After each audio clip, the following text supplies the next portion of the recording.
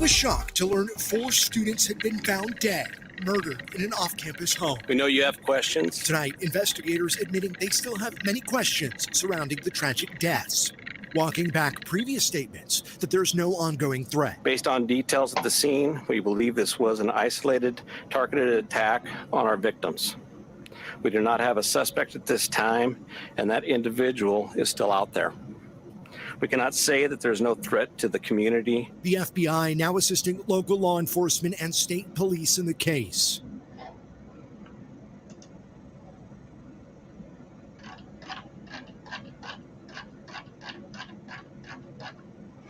Hey guys, so my name is Nick for those who are new to the channel, and we are going to be looking at the really horrific crime that happened on the 13th, about 5 days ago now, in a town called, it's kind of a student enclave called Moscow in Idaho.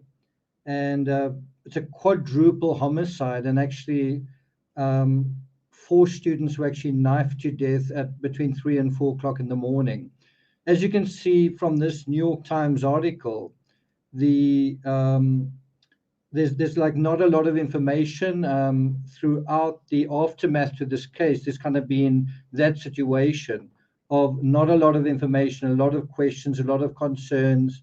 Law enforcement themselves first saying one thing, then saying another thing. So can you see over here, it says, we're just scared of the circumstances. We haven't really heard much information, so we don't know what to think.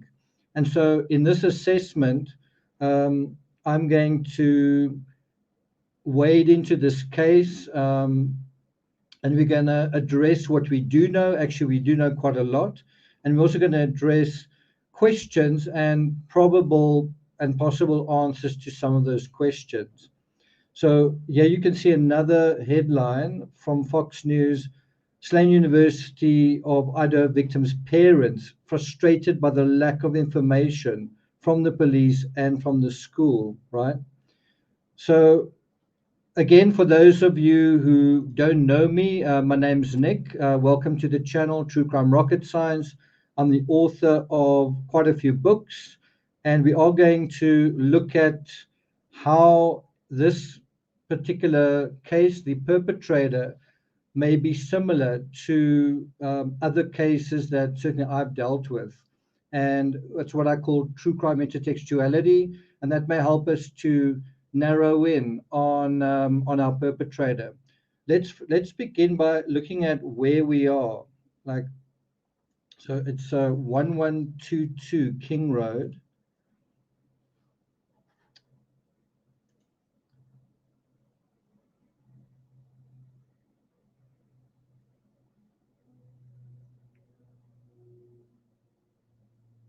So as I said, it's the center of a student village, in a sense, in Idaho, and it's quite interesting how this home 1122 is sort of on its own. It's sort of a kind of a standalone structure. It also looks like it could be 2 stories. So that's the one map I wanted to show you. We'll deal with the actual residence in a moment.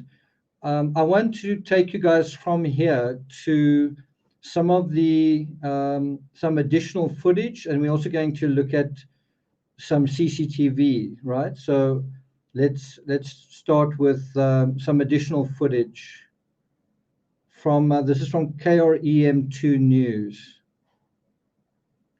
Before Wednesday's press conference, Moscow police had only told the public the 4 students were found dead inside the home late Sunday morning. Wednesday, they revealed that all 4 victims were stabbed to death.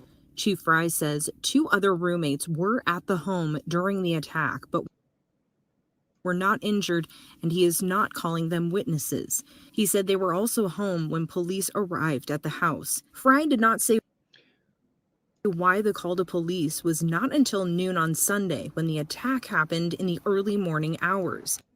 So, so if you followed that, the knife attack happened at about 3, 4 o'clock in the morning.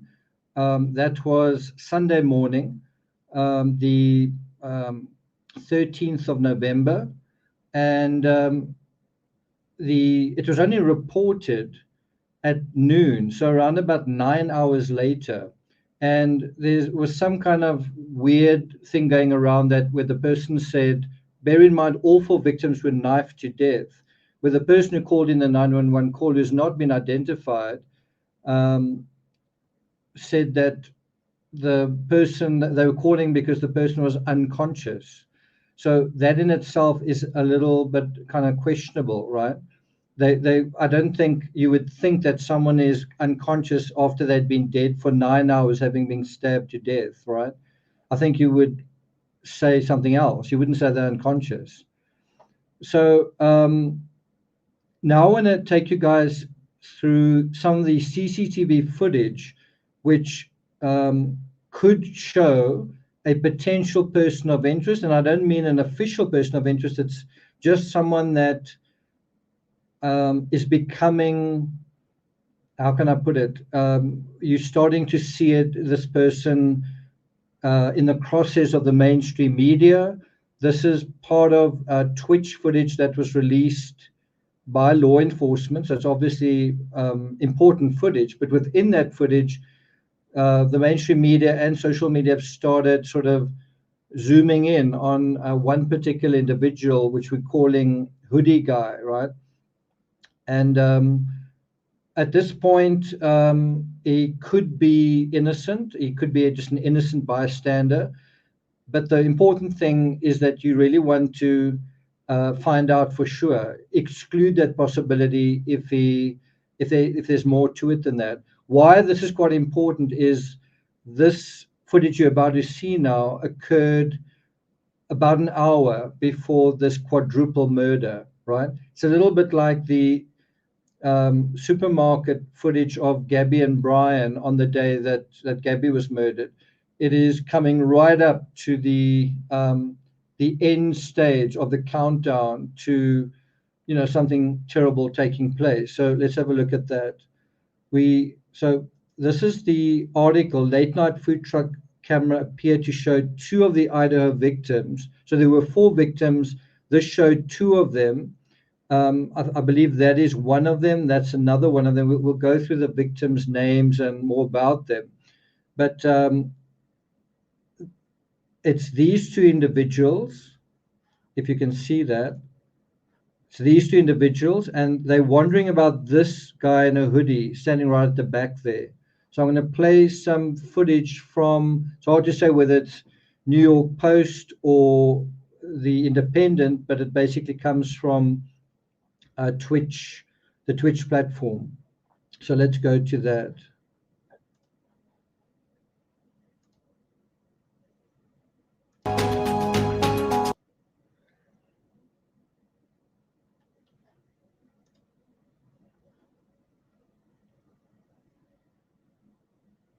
So there are the 2 individuals, right? And there is the circled over there is the possible suspect, is someone who has raised a potential flag, right?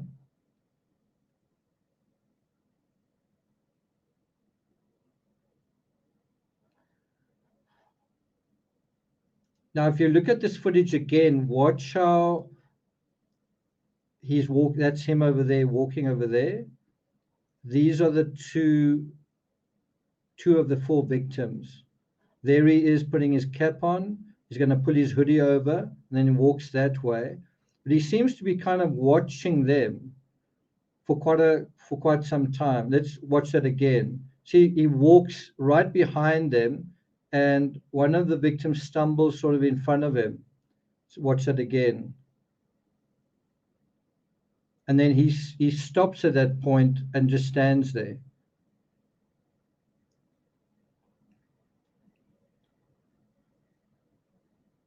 So watch that again.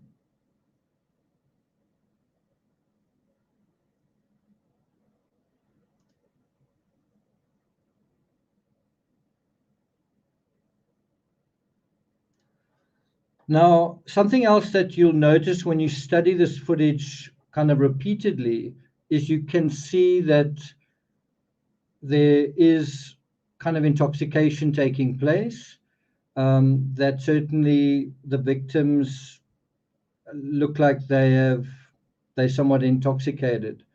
I don't think that is rocket science. I think that is par for the course in a student enclave late on a Saturday night. This was taken at, I think, just before 2 in the morning, 1:30, 1:41, somewhere around there, right? And so you almost have a Kristen Smart scenario where you've got students who are quite inebriated, and then do you have someone who is preying on that, who is looking for someone who's really inebriated so they can take advantage, like possibly Paul Flores, right? It took him something like, was it 26 years to be convicted of Kristen Smart's murder, right? Okay, so I want to go from that to just kind of zooming in a little on this particular individual. And obviously, if he's innocent, that individual could come forward, turn himself into the police, say, that's me, and I've got an alibi, well, this is what I was doing, kind of thing. Obviously, if that individual doesn't come forward, then that kind of starts to raise questions. It does seem as though he interacts with one or two people there.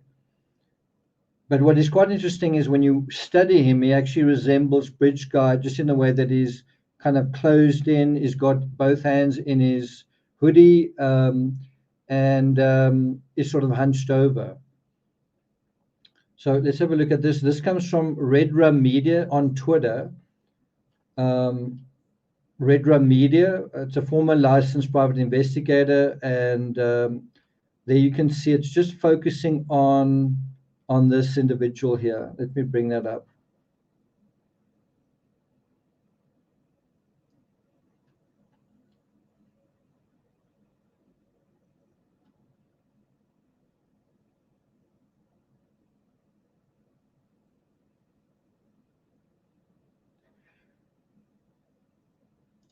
So what I want to say is law enforcement have at this point not charged anyone.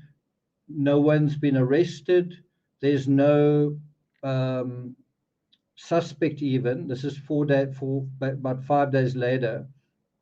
And there's not even a person of interest. Now, I think one's got to almost, how can I put it? One's got to almost say, isn't this guy unofficially a person of interest? Because, I mean, let's face it, we are not, like the collective mainstream media to some extent and social media are interested in this particular person.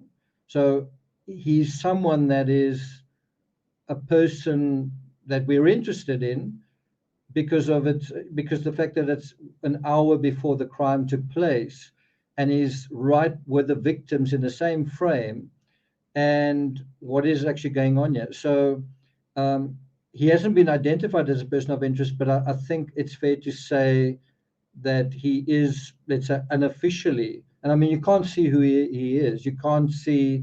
What I'm trying to say is this unidentified person is catching the attention of quite a few people.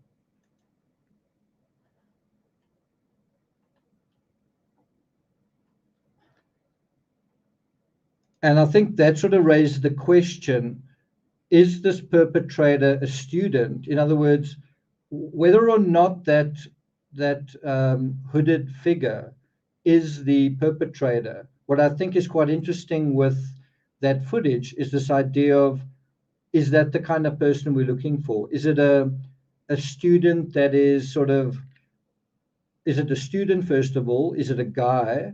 Is it a young guy? Is it someone who is hanging around that night? Is it someone who is part of the social fabric or, going to some of the parties? Or was it someone outside of all of that? And what do you think is more likely? What do you think is more likely, that it's some sort of random person or it's someone that is actually within the student, let's call it fraternity, but for whatever reason feels like he's not part of it. What do you guys think in terms of that? So let's have a look at your comments. Got Me Stumped says the ex-boyfriend has been cleared. Brian Hoffman, Marlene Stewart, good to see you. Verona says he was probably going to his car, maybe he followed them. Wow, Debbie Collier's death ruled a suicide. That's interesting. Deep Diver, the beginning video shows all three arrived. Cash says all of them on the film are something about until cleared. Okay. Marlene Stewart, a Facebook friend who lives in the region, says local rumors are that the perp is a student athlete. Okay, well, we want to be careful with rumors at this point. So we're going to kind of go through what we know for a fact, and then we're going to start seeing where what we know takes us. Okay, so I want to show you, this is the residence. And I must say, in a way, it reminds me of that Villa de Pergola in the Amanda Knox case in Perugia, just in the sense that it's a student housing that's completely on its own. You know, it's not like connected in an obvious way to other properties. It stands completely on its own, and it also looks as though, well, to state the obvious, it's a double story like the villa in the Amanda Knox case, and one wonders what the sleeping arrangements were. I think there were 5 people who stayed there.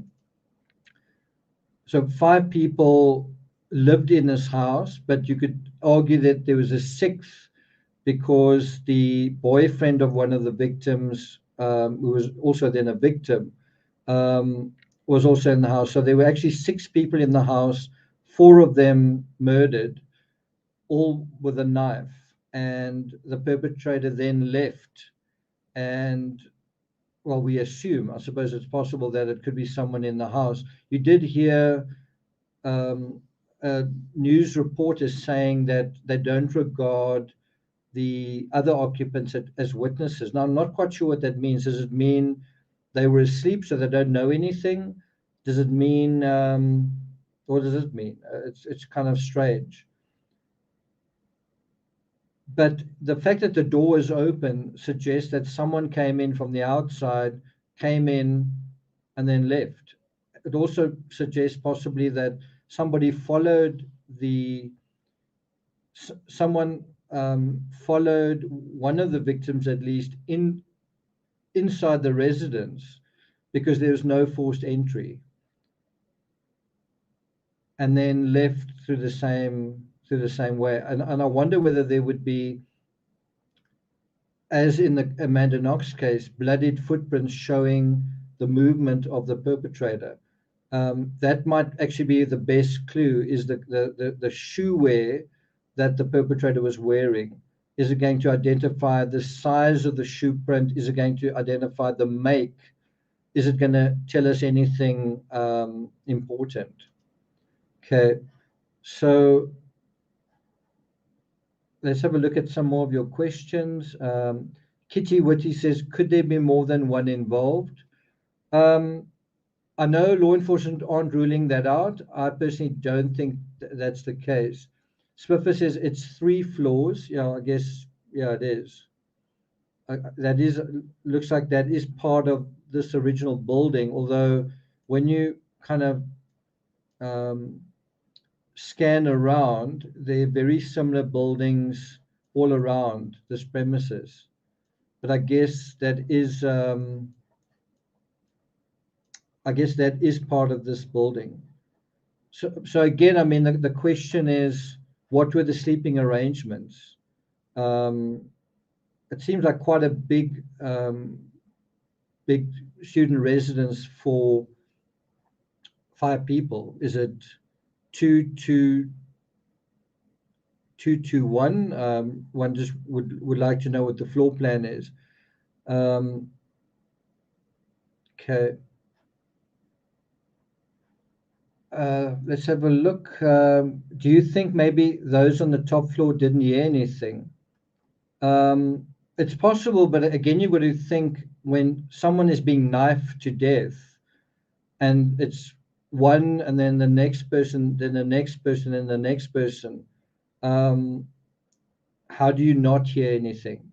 It's obviously possible that they didn't, and obviously if it takes place fast enough, then maybe not, but it kind of seems unlikely, doesn't it? That's why there's a element of mystery to this case. John says, I bet they were asleep. Now, it is possible that all of them were so inebriated that they were kind of passed out and that they wouldn't be roused very easy. I guess that's possible. Okay. Miranda writes, I have teenagers and they always have headphones on. You must remember, this is kind of in the middle of a party. You can't, I don't know if it's that likely that they arrived home from the party and then just immediately put headphones on. But the unfortunate thing is, because this house is so isolated, relatively isolated, it's quite a distance that sound has got to travel if something does happen. The other thing is, if someone does scream, well, it's on a party night, and what are you going to think of a scream? You might think that it's just someone having fun or whatever it is, right? Okay.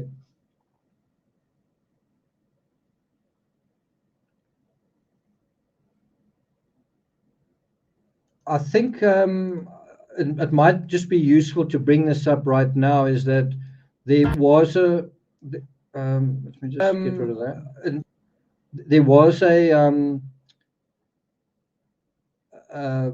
hint that something else is going on in the area. You could say this is also a rumor, but apparently there was something that happened to someone's dog, and this is October 22nd. So around about a month before, about 3 weeks before the time. And so one wonders what that's all about, because it seems to be related to a knife, skinned like a deer. And there's something again, our neighbor's dog, something going on with that. So one wonders, again, do you take these rumors seriously? What do you do in terms of that? Okay. So this is what we know. So I want to start off with this image of the victims. Just want to try and do that.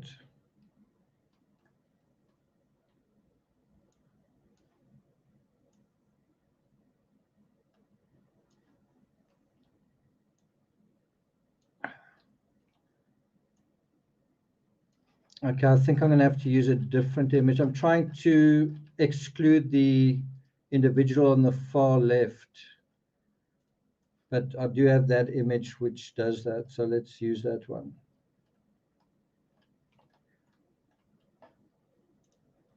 Okay. Right. So this is a post that was posted pretty much, I think, the day of the crime. You can see it says there 4 days ago, and she says, one lucky girl to be surrounded by these people. 4 of the people in this image, so it's these 4 in the middle. So I actually meant to take out that person's face, but it's these 4 people in the center lost their lives. So that is something that I feel like is quite important, is to try and maintain the privacy of a lot of these students. Again, they are young people. And again, do you now start turning every single face into a suspect and red flag, red flag, red flag? I'm sure that some people are going to do that. I think it's really important to, if you're going to speculate, well, do it in a way that nevertheless maintains the privacy of the people that you're talking about. Speaking of which, let's deal with the victims. I just want to name them. So they are Ethan Chapin, 20, of Conway, Washington. He was a freshman studying recreation, sport, and tourism management, and a member of a fraternity.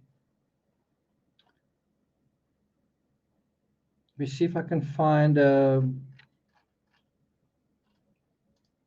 so that is him here on the left side.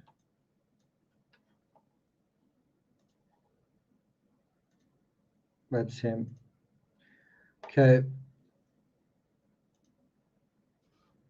And then his girlfriend was Zaina Knodel. That's over there. She's from Arizona. She was a junior majoring in marketing. She was also a member of the university's fraternity. And then there's Madison Mogan and Kaylee Gonsalves of Rathdrum, Idaho. And they are the two individuals you see in this footage. That's them over there. So Madison Mogan was a senior majoring in marketing, and Kaylee Gonsalves, she was 21. She was also a senior majoring in general studies, and I believe she was due to graduate in December. So she was coming to the end of her degree, like literally within days of graduating. So one wonders whether someone couldn't let her go, or there's something in terms of the countdown to graduation is part of this whole story. Something Princess is, what kind of motive could there be? What kind of motive? Well, it could be someone who is jealous of the fun everyone's having and he's not part of the fun. It could also be, if you think of the Amanda Knox case, one motive that was presented in that case was that one potential motive that was presented in that case was that Knox wasn't invited to a Halloween party. So Knox was a roommate of a British girl who had lots of British friends, and all the friends went out on Halloween, and Knox wasn't invited. And a lot of people scoff at that and say, well, that's ridiculous. And I've written a couple of books on the Amanda Knox case. A lot of people scoff at that and say that's ridiculous. But if you are a student, so it's not how you would feel now about not being invited to a party, it's how you would feel being snubbed by someone you like or care about, and how you're going to respond to that, right? That's really what it's got to do with. So it could be an emasculated man, male. That's another question. Is it a male or a female? I guess it could very much be a female. But what do you guys think? Do you think it's a male or a female? Do you think it's a male or a female? And by the way, in the Meredith Kircher case, you actually also had someone who was knifed to death, apparently with two different knives. In this case, it's a Rambo type knife. I'll show you a picture of it. It's a large bladed Rambo type knife that looks, it's the kind of thing you'd associate with military issue. Now, who would be more likely to carry that? Get out of the window says, I think it was male. Quite a few say that. I tend to agree with that. I also think it's a very physical crime, and 3 of the 4 victims are female.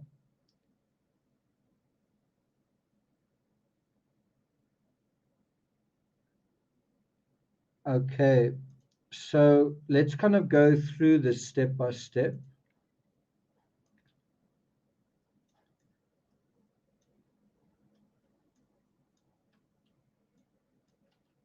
Okay. So by the way, that is just an image of the kind of knife, the sort of knife that was used. Okay.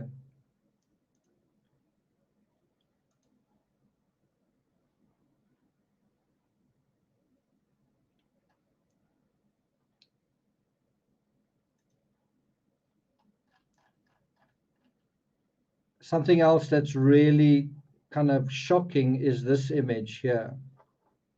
Red Rum Media posted it, but it just gives you an idea of how grisly this crime was.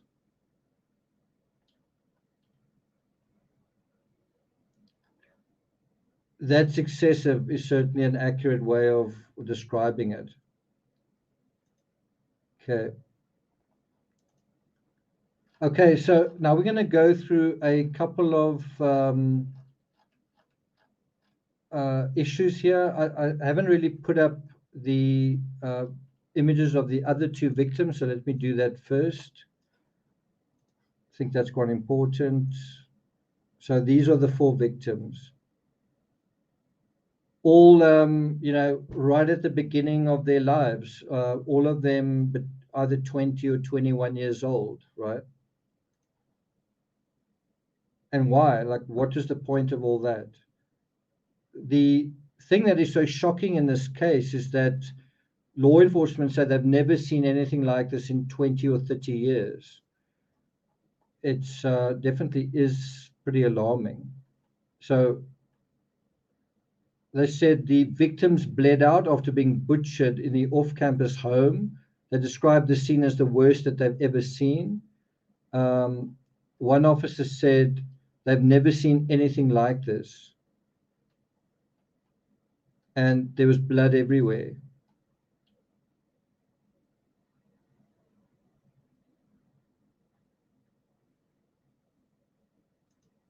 If you think about this case and you think about the Chris Watts case, you know, the Chris Watts case was horrifying. This is almost like at another level of magnitude because people experience pain and it was one frenetic slaughter, basically, right?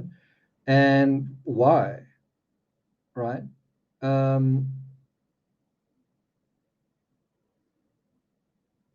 There's a bloodbath in this case, in the Chris Watts case, as horrible as those events are. You've kind of got an additional body count. I suppose you could say Nico was also a 4th victim, but you basically want to compare the grotesquerie of the Chris Watts case to this.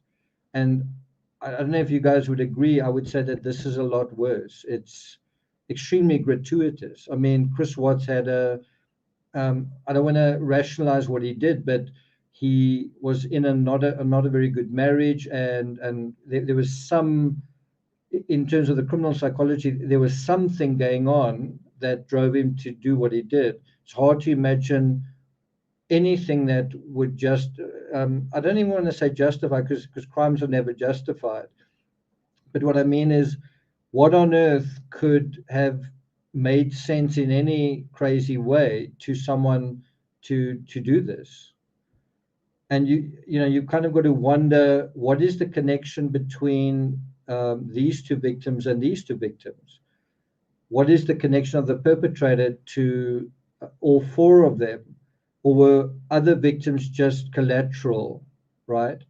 Who was the primary target here? You know, questions like that.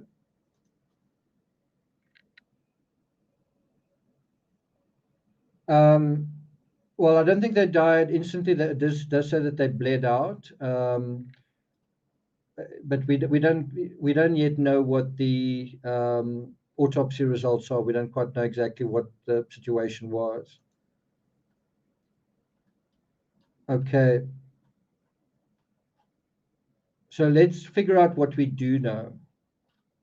What do we know? What do we know?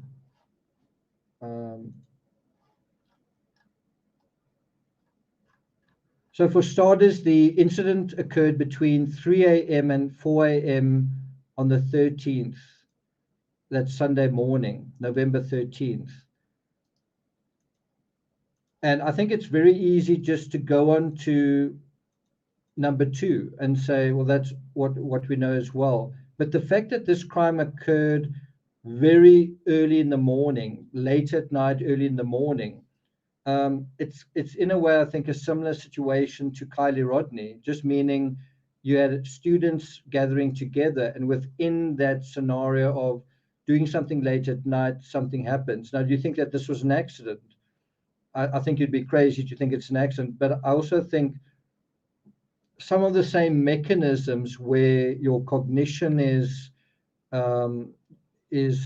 undermined may be present, such as substances. And it may not necessarily be drugs, it could simply be alcohol, but it could also be being up very late at night and you're emotional and all of those, and you're a young person as well. And so all of that comes into play.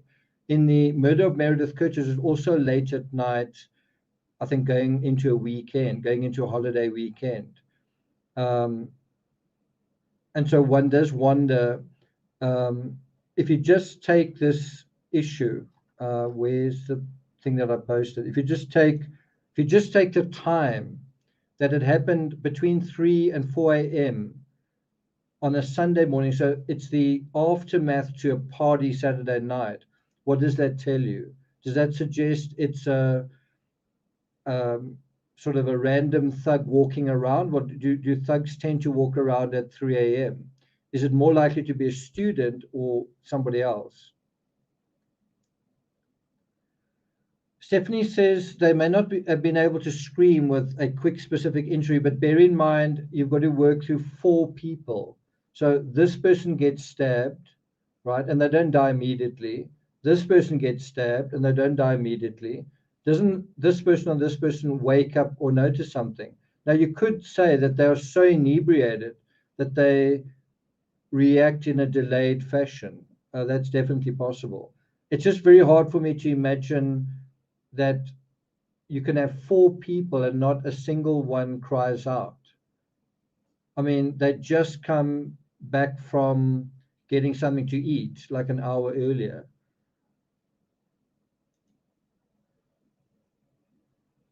Jen H says, been following this case closely.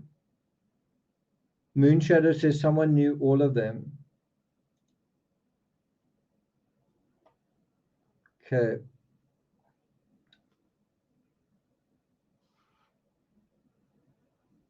Yeah, I think someone says, not necessarily, you know what, I think you could do this and there wouldn't be a sound. I think you're almost imagining someone with a gun shooting 4 people like in one go, thinking that it happens in 2 seconds and it's all over.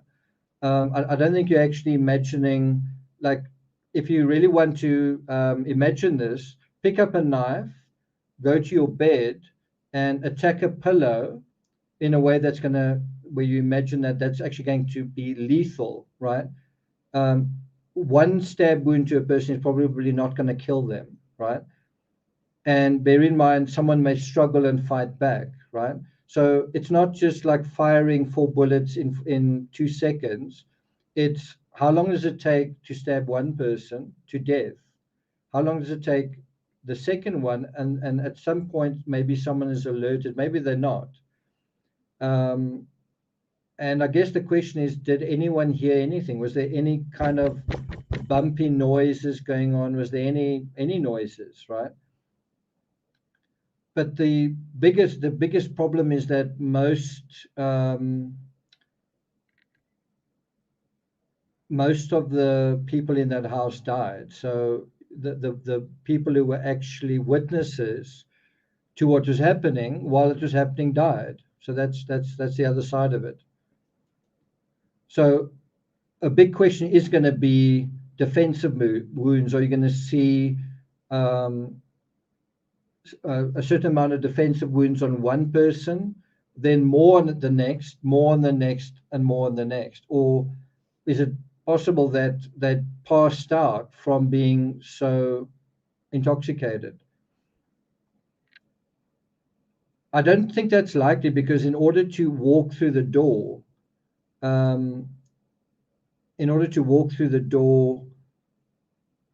surely they had just entered the door, and it would be cold enough now in the middle of November that you'd want to close the door. Would you be able to sleep with the door open and the cold air coming in? Anyway, it is starting to raise all sorts of difficult questions, doesn't it? Yeah.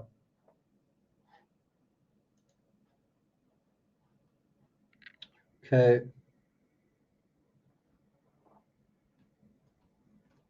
Jackie says, such beautiful girls with so much life left to live, just tragic. And a young man, right? And a young man.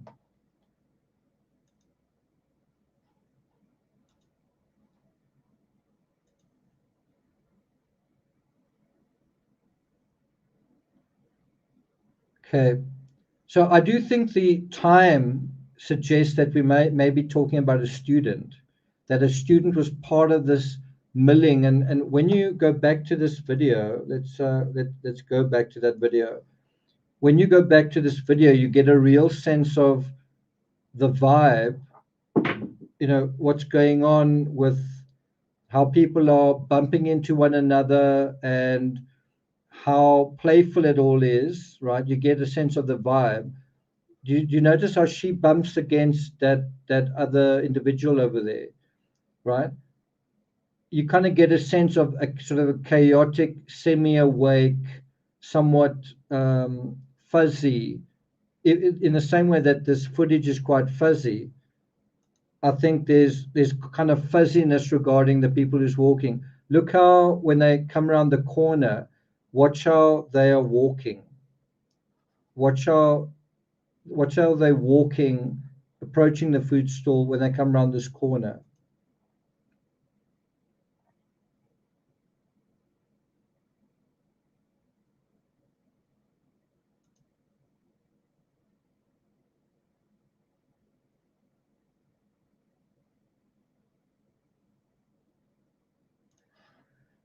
So can you see how there's kind of a sort of a fuzzy sense of what's going on? It's late at night. It's the end of a party, and you know, it's you're kind of having a snack before going home and kind of turning in for bed, right?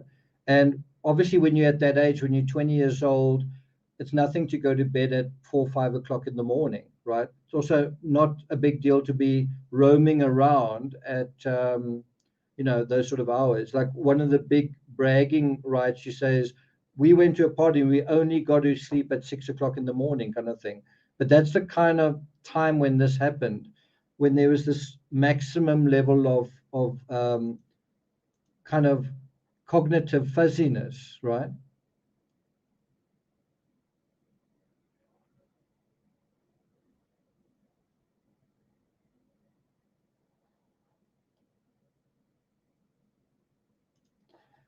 And certain people are getting what they want out of that evening. They're having a lot of fun. They're having a good time. And other people are pissed off, locked out, not part of the fun, kind of thing. Okay, so let's continue. So the second thing is the victims included a couple, Ethan Chapin, 20, Zaina Knodel, also 20, and then two of their friends, Madison Mogan, and quite difficult to say her name, probably going to mispronounce it, Kaylee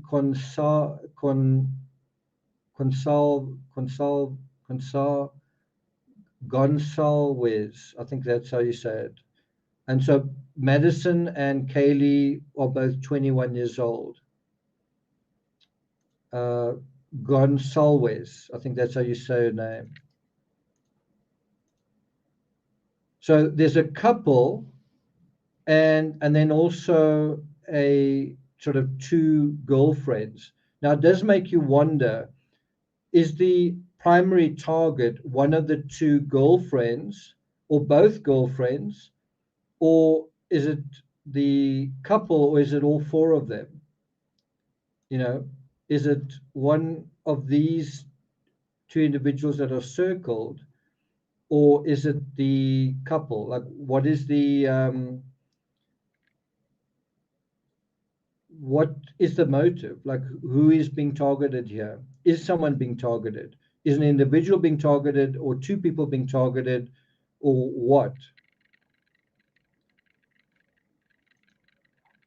I mean, think about the Delphi case where you say, was Libby being targeted and then Abby was kind of collateral damage, or was it like, well, actually, I do want Abby and Libby, right? In this case, it feels like at least one person probably wasn't, how can I put it, probably wasn't meant to be a target. So maybe at least one person was killed because they may have been a witness. Maybe in the middle of this attack, someone came in and saw what was going on, and then they had to be killed because they would have been able to identify them. So you could literally have a crime where one person was killed and three others were killed to protect that person's identity, or that two people were killed deliberately, but another two were killed in a kind of by the way fashion. That kind of adds a level of complexity to this. Yeah, it's possible they didn't want to leave any witnesses. But, you know, like, this is not a burglary. There was no essay. It was simply someone seemed to go into the home. It seemed like the door was either left open or unlocked. They simply entered, butchered, and then left. They didn't steal anything. So, you know, it feels in a way like a crime of passion, but I don't know. I feel like that's just not accurate.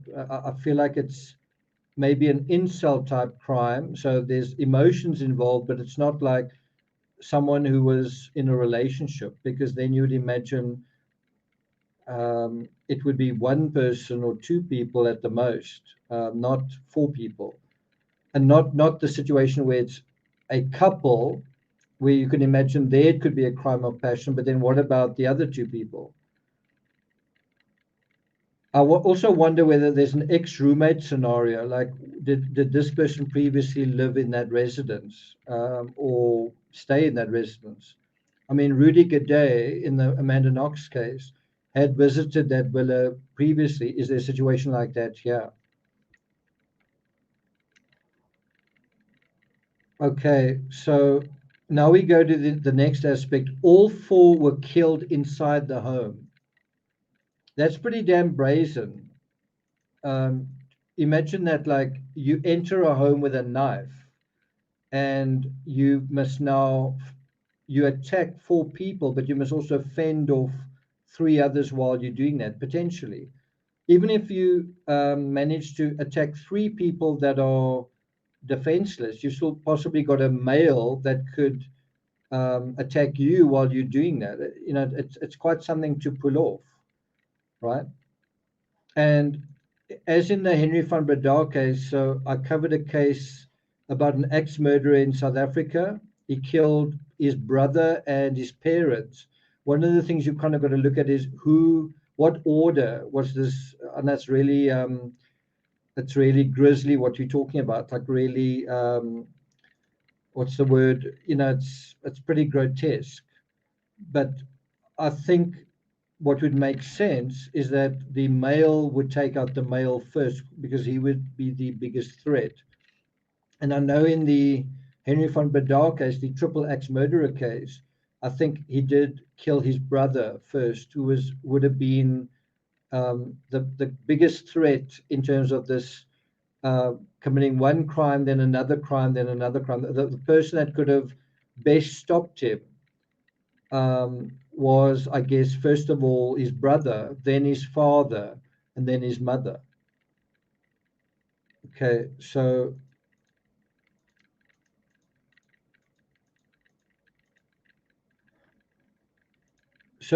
it could be intertextual to this case. That is Henry. That is before he got his life sentence.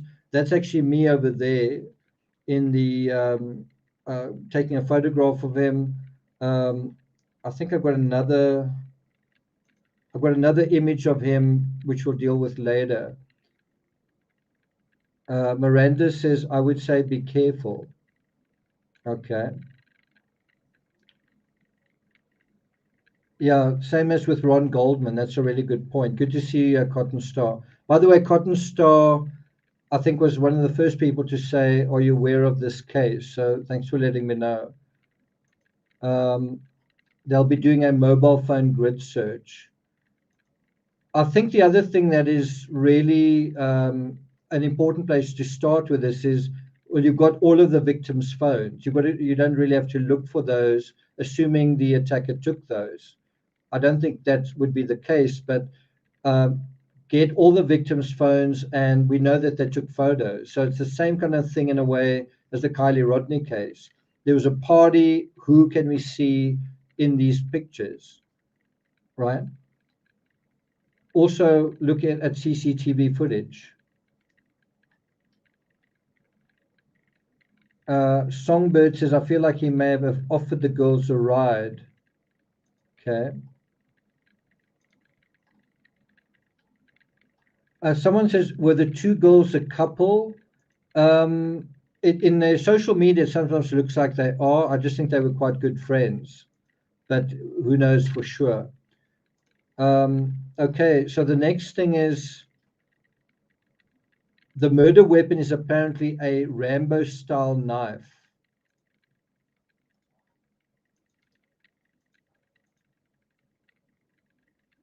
And that's quite a distinctive weapon. Investigators have already gone into Moscow, that's Moscow, Idaho, and they apparently don't sell that kind of weapon in the local, I'm not sure if you call it sporting goods store, but the local store that sells that kind of thing. In other words, that item wasn't bought locally, which makes you wonder. It also makes you wonder, is this person got some military links? Like, is he is he from a military family? Is there some possible military background? Jackie says it seems like a very personal crime. Yes and no. Like, the fact that they're four people makes it, in a way, seem impersonal. You know, in a way, yes, in a way, because of the nature of the injuries, the nature of the the murder weapon and everything. But in another way, it actually seems quite impersonal, in the same way that a mass, can be kind of impersonal. You are targeting someone, but it doesn't really matter who, kind of thing. Okay. According to Fox News, that's this article. Let's bring that up. Police seek Rambo-style knife in University of Idaho murders, according to the report. So this is an extract from that article. K-bar knives are about 6 inches long and similar to the knife Rambo has. They have a blade on one side and a serrated edge on the other. So I think there is an image of that knife here, but it actually has a serrated edge on that side. So it's not quite the knife that you're seeing there. It's actually, in a way, more. I don't want to say badass, but it's a more kind of aggressive item than what you're seeing in that image. It's serrated, got like a saw edge on the top end. Let's see if we can bring up Rambo knife.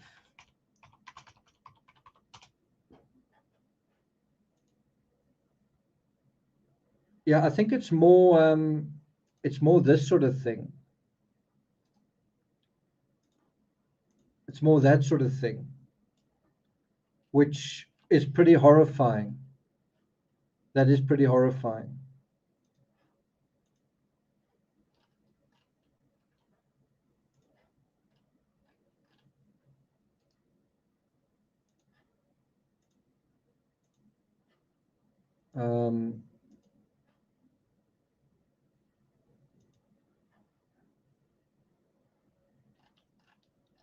It's this knife, this sort of knife. That on its own is pretty horrifying. You kind of get the sense that someone is violent, but you know, like there's a particular sick, sadistic, extreme level of interest in violence going on here. Let's have a look at that knife again.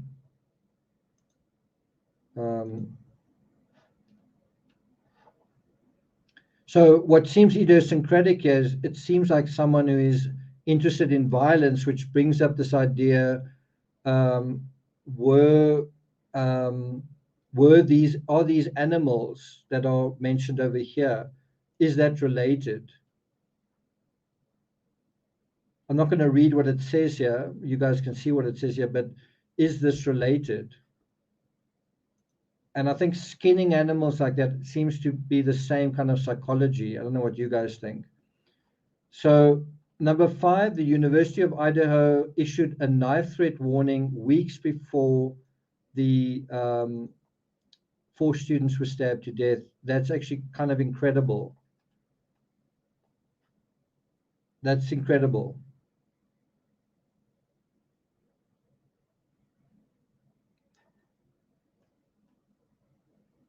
According to this article, it says the Moscow Police Department received a report that a group of students was walking between the steam plant parking lot and the Student Recreation Center on Paradise Path when they were threatened by a person with a knife. So this was obviously out of doors. Almost exactly 2 months later, 4 students were stabbed to death in a violent knife attack inside a rental home. The person that they described was a white male aged 18 to 22 years old, dressed in all black. That's from this article. Now, the issue with that is apparently that person turned himself in. That person handed himself in.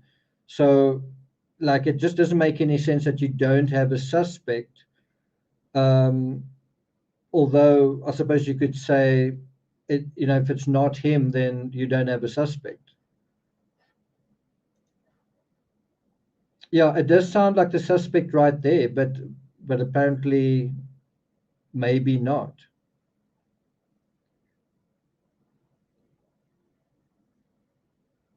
It makes you also wonder who reported that particular person. Was this payback for being reported? Maybe by a friend of that person. Okay, let's continue. Despite the incident taking place early in the morning, it was only reported at midday on Sunday, according to the Independent. Now somebody said, how on earth do you know that they died at 3 or 4 a.m.? So let's see what you guys say regarding that. How do you think they would know that they died 9 hours earlier? How do you think that was confirmed? Yeah, he did turn himself in.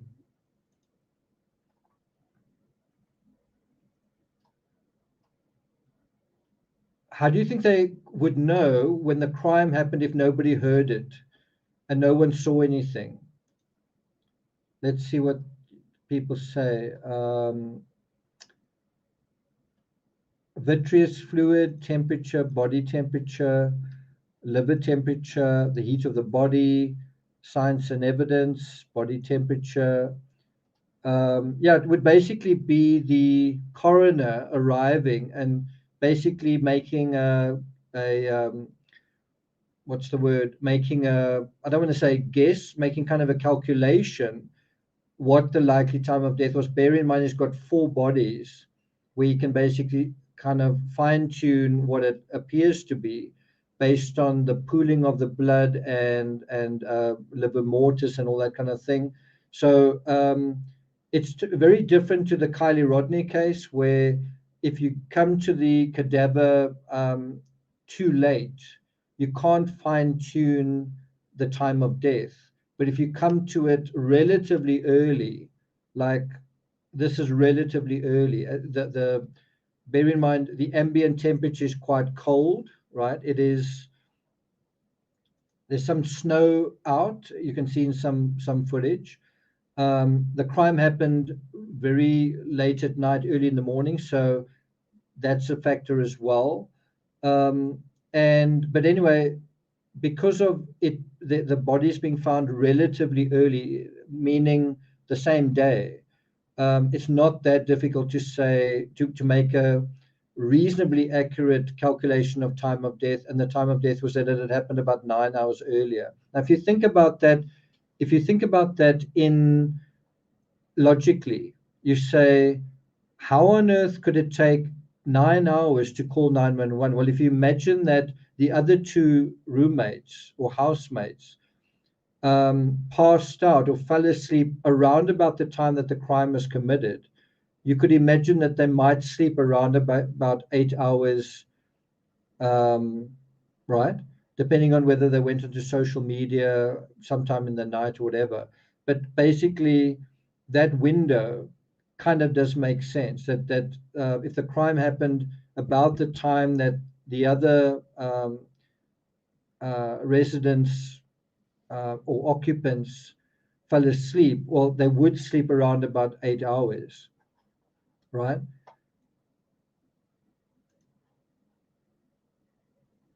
Yeah, that's also a good point.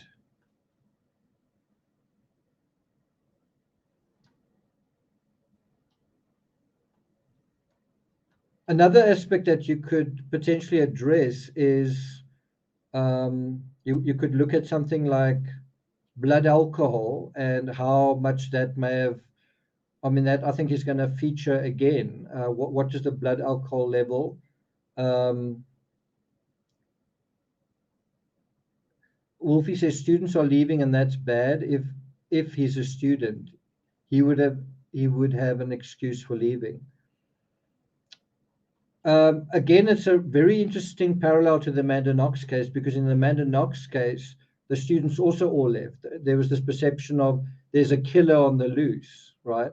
And Amanda was like, no, I want to carry on with classes. And all of Meredith's friends wanted to leave. Amanda wanted to continue, even though I think her parents summoned her home. Her mother wanted her to come home. Her mother wanted, or her aunt in Germany wanted her to return to Germany, and Amanda was, no, I want to stay here. And she was sort of saying, no, I want to help with the investigation, right? In this case, they genuinely feel like there's a killer on the loose, and they fear for their safety, and they sort of feel like the party's over, and they may kind of they may have to finish their studies online, right? Which is quite a bummer. So they were actually going to hold a candlelit vigil, and they decided not to do that, but to do it when everyone comes back. There's another angle of the crime scene. This is from the New York Times.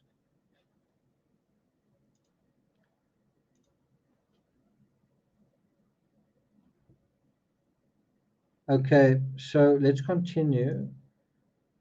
So according to this article, police responded to the property after receiving a mysterious 911 call reporting an unconscious individual. That's according to the Independent. To me, that's one of the most bizarre aspects. Was this someone who was just very fuzzy and woolen, waking up and just very not fully conscious themselves?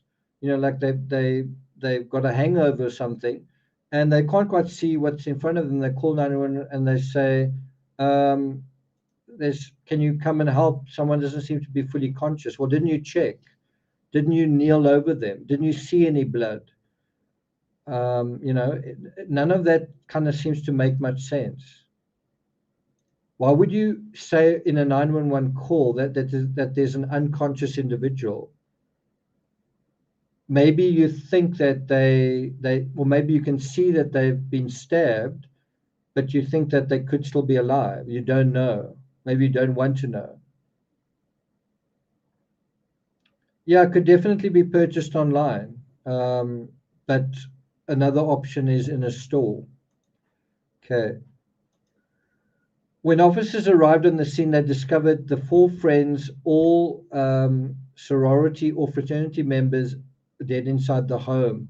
Now, one thing we don't know is, were they found in the same room? Were they found on the same floor? This does appear to be a 3-story home, rental home. Was it all in the same place? We don't really know that at this point. There was no sign of forced entry. The front door was open and nothing appears to have been taken. Now, I think when you say there was no sign of forced entry, I think that's starting to tell you something. Like, you would imagine if it was an unknown individual, an intruder, why would they not have broken in? Why would they not have broken in through a window or something like that? To come straight through the door, you kind of assume that the victims knew them and that they knew the victims, and also that they knew that house, that they'd been inside that house before. Okay. The 2 other roommates were present inside the home at the time but were unharmed. That's a kind of a what the if, right? It seems almost impossible that 4 people can be murdered with a knife, like in the dead of night, and no one knows anything, sees anything, hears anything for 9 hours.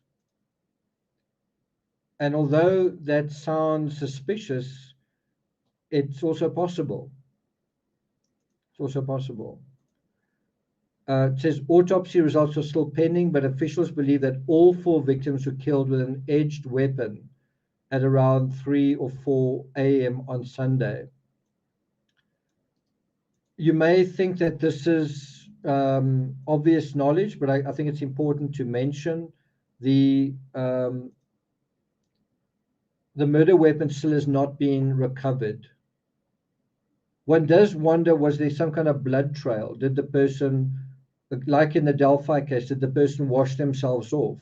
Did the person not move through the streets with, I mean, you've killed 4 people. There must be blood on you.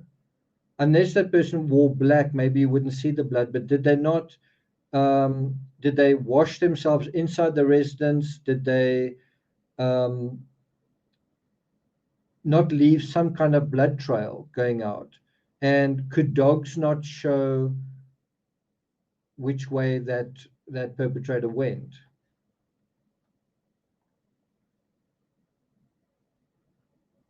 Yeah, I mean, that's a good point. So if there's not a blood trail, that in itself would be quite suspicious. So what I'm trying to get at is, if there's no blood trail going out the house, so the door might be open, but if there's no blood trail going out the house, could the crime have been committed by someone inside the house and then they stayed in the house, they took a shower, right? That kind of situation. So that's quite important, is the blood trail. Does it look like someone stepped in blood and walked out or not? Could that have been cleaned up? Is there evidence of cleaning up? Now, you would imagine if 4 people are murdered, there just wouldn't be time, or the person, you would imagine, would feel that there's just not time to stick around and clean up. Giselle's comment above, what does Giselle say? I commented earlier, but someone online reported that the roommate couldn't open the bedroom door due to the weight of a body blocking it. So assume someone was unconscious from alcohol. Oh, okay, so that really makes sense. So if you don't actually have, what's the word? You can't actually see the person and you can't get to them, then you might well assume that someone's unconscious. So that does make sense. Thanks a lot for that, Giselle. That's a great insight. Thanks for that.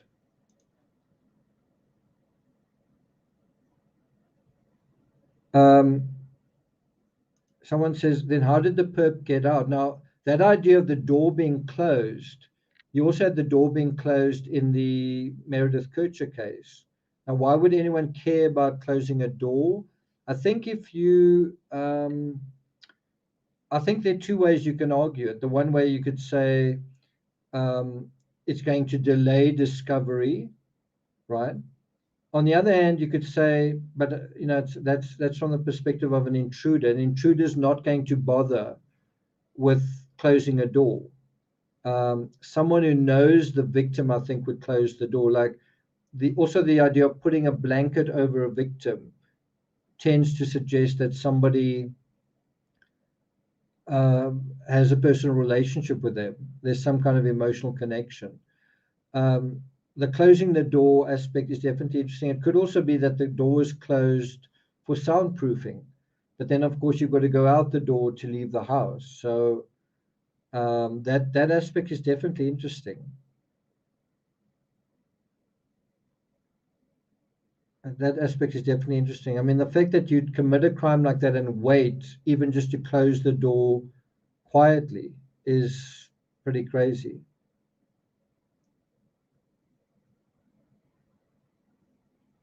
That's an interesting point. If the roommate could get out, then if he could get out, the roommate could get in. Unless the person was still alive, maybe they were locked inside the door. I don't know. Maybe they were trying to get out and fell against the door. I don't know. Definitely. Yeah. But remember, there were 4 victims, right? Okay, officials are refusing to say who called 911. To me, that is just, I think that's a sign that they're just trying to protect the identity of some of these people, because I think they're worried that by saying who it is, social media will descend like vultures on this person. So I think they're not giving that person's name to protect that person. But you would imagine that the person calling is someone that lived in that house, someone else that lived in that house.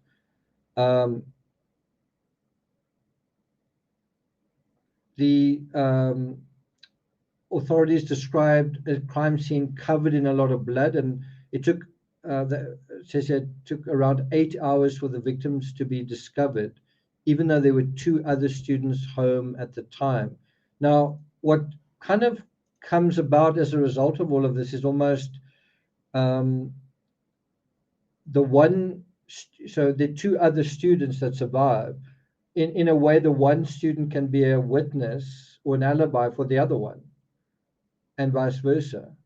You kind of have a similar situation with Amanda Knox and Solicito. The one is an alibi for the other, potentially. Number 11, police cannot say whether the September incident is connected to the quadruple homicide.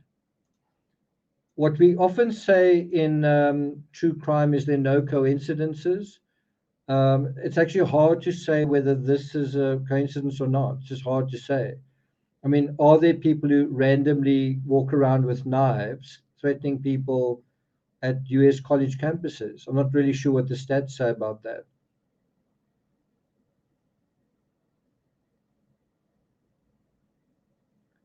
If that person did turn himself in, it just seems really unlikely that either they don't know who it is or that that person would then commit a crime anyway.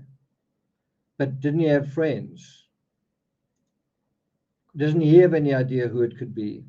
Then it says here, this is from the Independent, quote, Blaine Eccles told reporters that the September incident unfolded when a group of students encountered a man not affiliated with the university as they were walking back to Greek Row. He flashed a knife. That individual then turned himself into law enforcement. So that is supposedly someone who's not yeah, that actually sounds like someone who is someone who's not from around there in the September incident, which opens the door, certainly speculatively, to the idea or the scenario that it could be a non-student. It could actually be a non-student. It's just hard to think what is the mechanism if it's a non-student, but I guess the mechanism could be a non-student who's perhaps a drug addict or also intoxicated. So you've got students who are partying, but maybe you've got a non-student who's also partying, who then suffers from paranoia and he thinks that he's preventing, an alien invasion or something, right? Like the fact that it happened really late at night, and it's a very unusual crime for a lot of reasons. 4 victims. It's hard to sort of see the way that the victims relate to the perpetrator because they're male and female. It's a couple and a non-couple. One does wonder if that doesn't actually tell you that it's a irrational crime, right? Is this actually an irrational crime? And thus it's not a student. Or it could be an irrational crime also from a student, I guess. So was it a crime of passion? Was it drug related? According to the Idaho Statesman, that's this article. According to this article,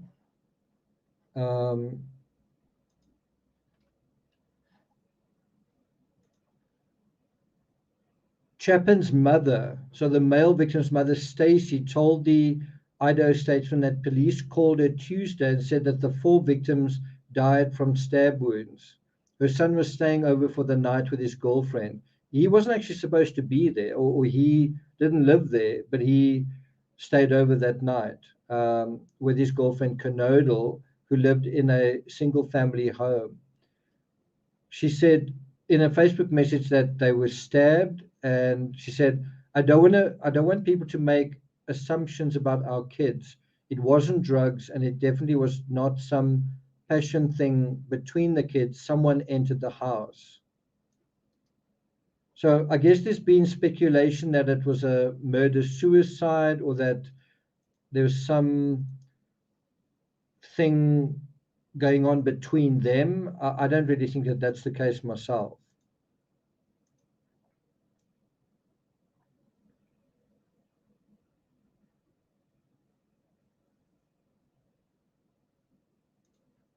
Okay. So 4 days after the incident, no one has been taken into custody. There are no arrests and no suspects identified. Also, Ali have walked back statements that there is no danger to the community. So now we're going to deal with a couple of preliminary questions, and I'm going to give you guys my assessment on some of those questions. Okay. So let's take that away. I just want to play something more from this clip. I think it's this one. Police said it appeared to be a targeted attack, but did not explain why. Moscow police have also been saying that they do not believe there is an ongoing threat to the community. So they later changed that. They later said, well, yeah, there is a killer on the loose. On the one hand, they might say they don't think there's an ongoing threat if they felt like they'd found the killer. Maybe the guy who turned himself in. But it is interesting that they've since said, no, looks like there is a threat, be careful. What do you think it means by, what do you think they mean by they feel that this is a targeted attack? Yeah, exactly. What do you think that is about, that it's a targeted attack? Good point from True Jedi Forever. Is there video of the bar? What do you think that actually is suggesting? Investigators revealing 2 of the 4 victims, Ethan Chapin from Conway and his girlfriend Xana Kernottle, were together hours before the murders at a party on campus. It's important for us to get Ethan's story out. Chapin's. So I think, well, let's first see what you guys say. Yeah, that's part of that. I think that's quite important. That's also a good point.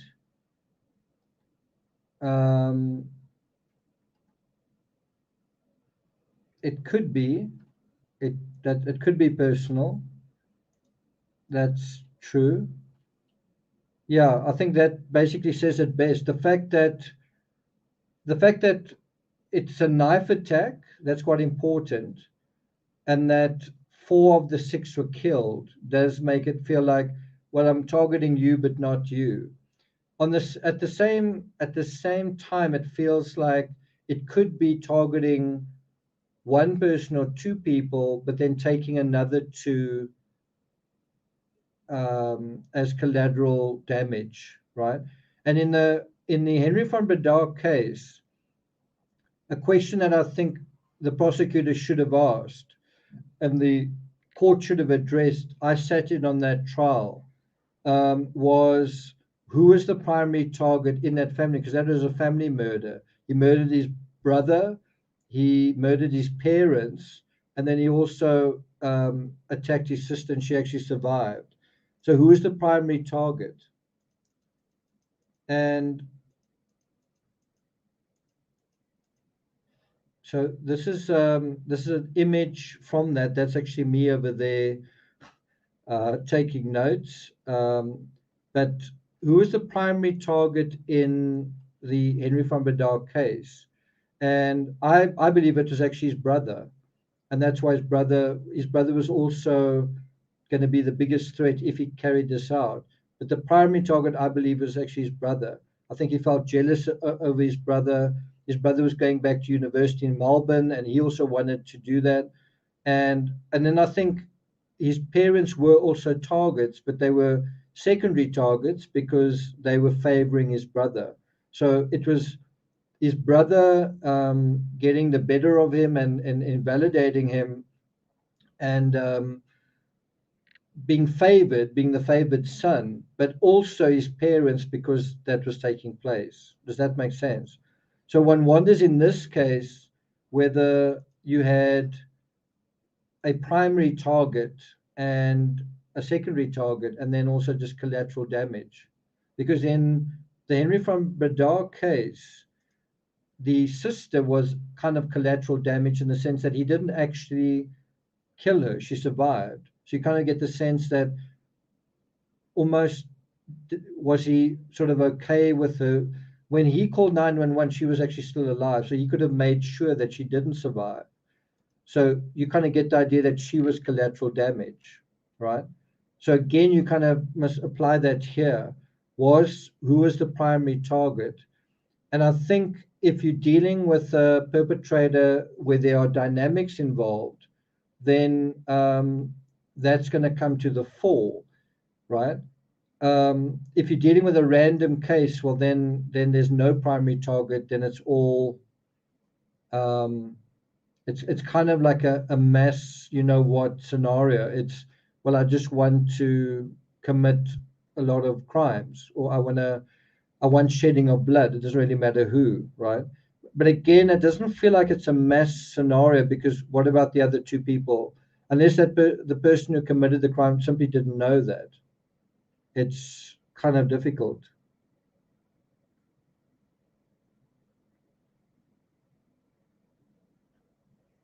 Okay. So let's deal with a couple more questions. Is the perpetrator a student, and is there more likely to be more than one perpetrator? What do you guys think? I'm going to go through about 12, 15 questions. And what we want to do is try and stay curious, try to learn something, and we don't want to rush to judgment. We don't want to make our minds up at the earliest possible moment. We want to try and stay curious. So we could be looking at a person of interest, but let's keep an open mind, right? So Sassy says no. Sassy says not a student. Leah says, I think he's a local, not in school.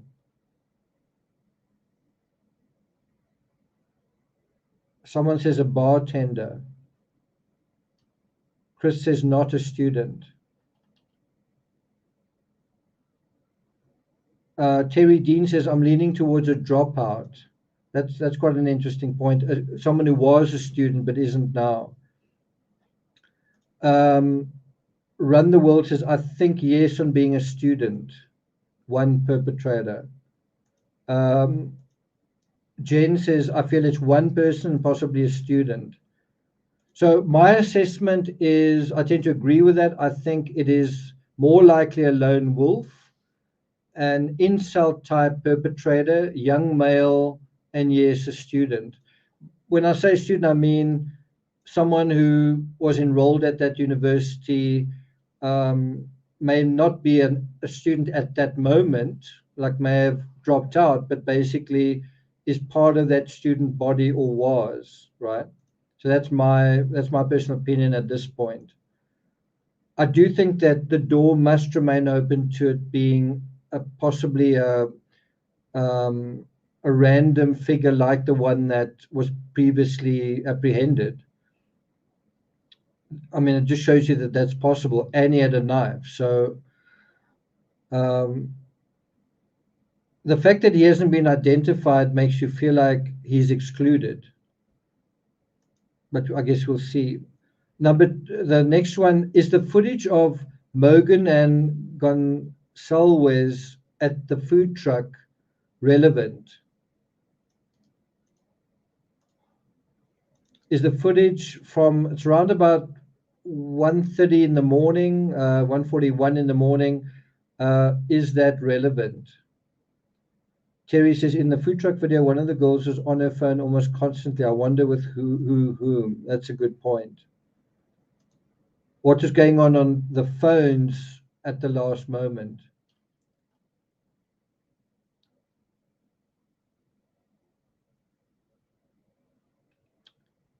Was someone in that group and then they fell out because they weren't passing? Is there a drug-related aspect? They weren't passing and they kind of got particularly high or drunk that particular night.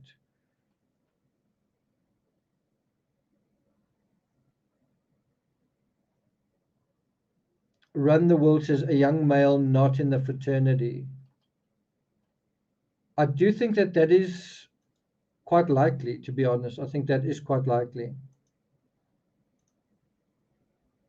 Okay. So my assessment is it's difficult to say, but I think it is relevant. Simply because the timing of this sort of thing, when you're going to 1 hour before quadruple murder, well, then that's relevant anyway, right? The movements of someone 1 hour before they die, let alone 4 people. I mean, in this footage, you're seeing 2 people, right? Over there. It is relevant. The question is, how much of it is relevant? Is that relevant? Or any of these other individuals relevant? Does this person know who that person is? Does this person know who that person is? So can you see we're kind of going back to the Kylie Rodney thing? Can you come forward with what you know? Same kind of thing, except this isn't a question of was there foul play. There was almost like the worst possible foul play you can have.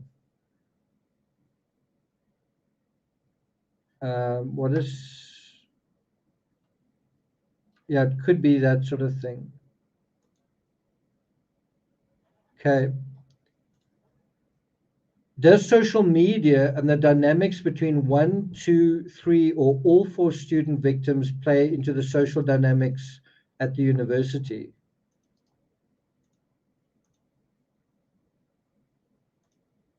Right.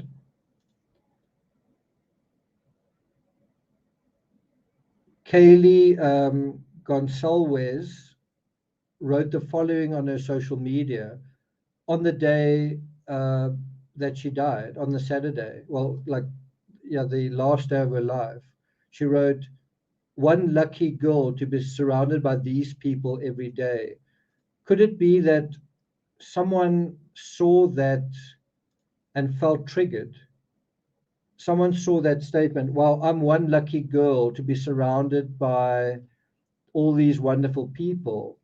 Well, didn't someone feel like, well, I'm not one of those people, and I feel very unlucky and I feel very unhappy? Did that comment actually trigger someone?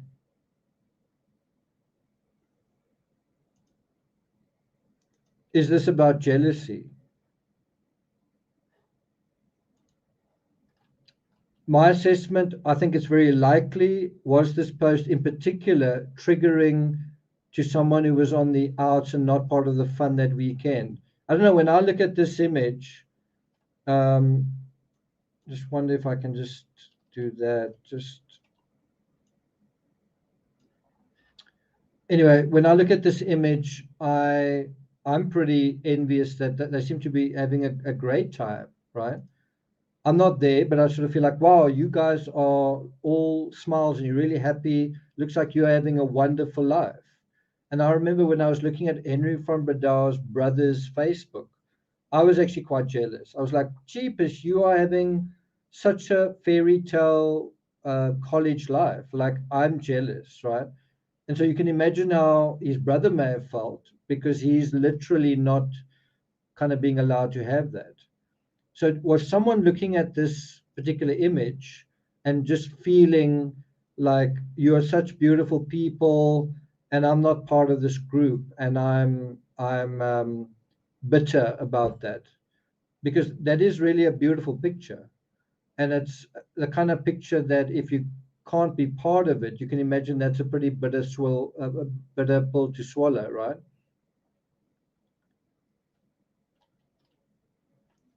Now, the next question, does the timing tell us anything? Meaning Saturday night going into Sunday and the crime taking place at 3 a.m., does that tell us anything?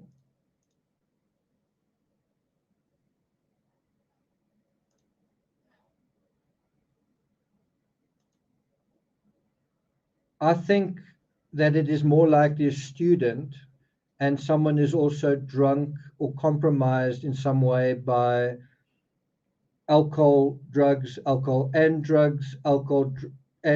sleep deprivation, alcohol and drugs and sleep deprivation and a broken heart, alcohol and drugs, sleep deprivation, a broken heart, and the emotional, some kind of combination of that. Someone does seem to be very upset. So yeah, just in isolation, are drugs or alcohol a factor? It's hard to say that that's not the case. I don't know about what you guys think. I think it's hard to say that that's not the case. Kathy says, I'm just learning about this case. Were those people the 6 that lived there? 1, 2, 3, 4, 5, 6. I think so.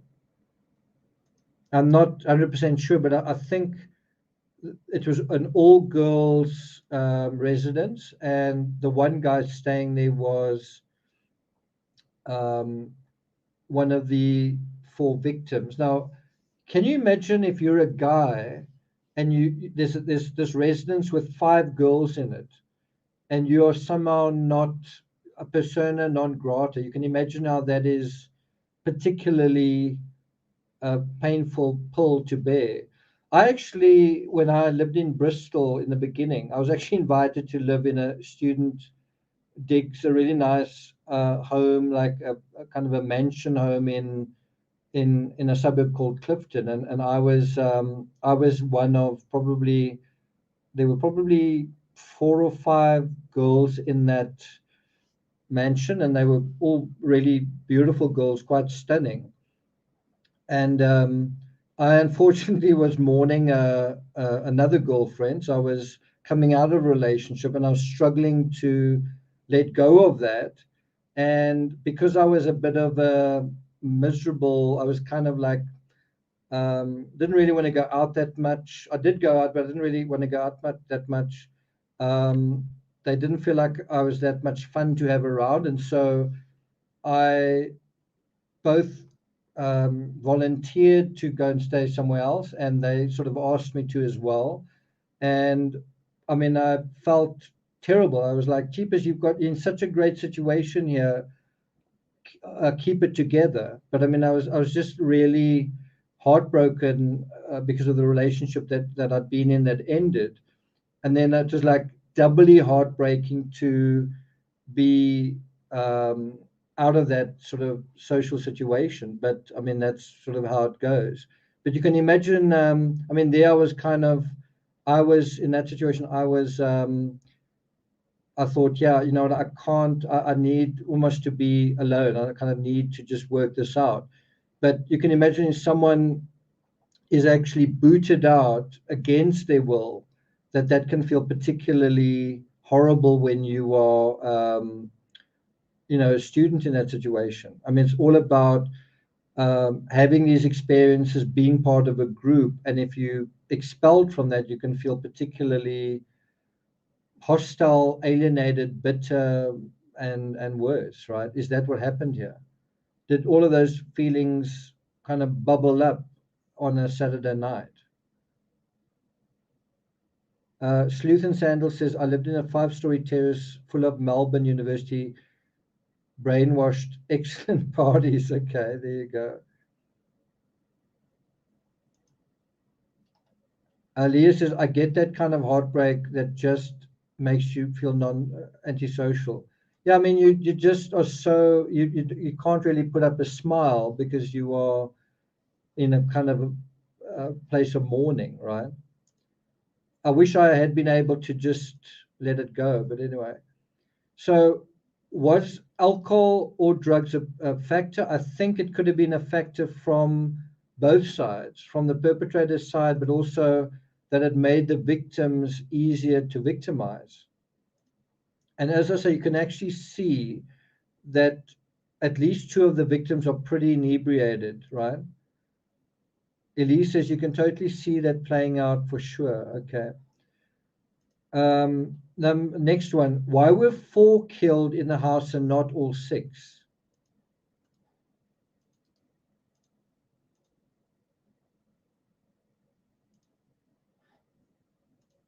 What do you guys think? Why were 4 killed? So a couple and then 2 female friends. Because it seems like all of these kids are friends. So why were 2 spared? Well, one answer could be it was a targeted attack. Another one could be that the other 2 were upstairs and it wasn't a targeted attack, and the perpetrator was killing in a way randomly. He spotted a door that was open and did something.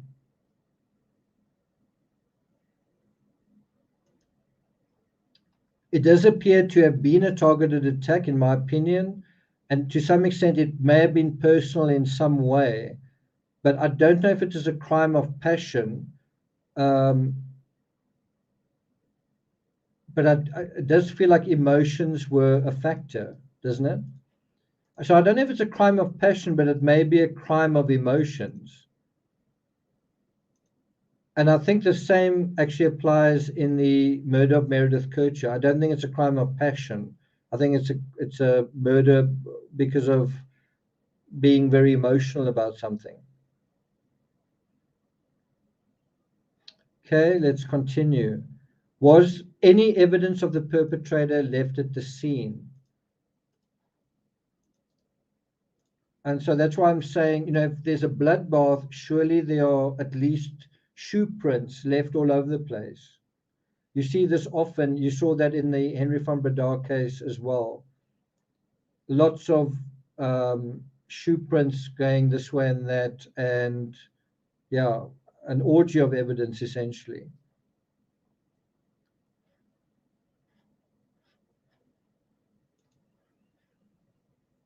So one thing you want to look at, for example, in this image is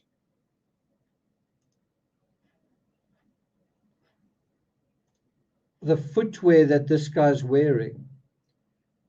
If there is shoe prints, well, is it possibly a Nike shoe, and would it be that size, right? So if you're starting to investigate certain possibilities, you want to exclude as many people as you can. So, it's not about judging someone or targeting someone in terms of the investigation. You want to identify people and exclude them as quickly as you can. So that's one of the questions you would ask in terms of this individual. Where are his shoes? What size shoes are these? And it's not just this individual, it's also all the individuals that they are going to, that come onto their radar, right? Okay. So was there any evidence? Well, one thing we do know is what the murder weapon was. There's no doubt about that. We know from the murder weapon, and as I said, it's not quite what this is. Let's see if I can bring that up again. It's not, it's looks a little bit like that. Serrated on the top.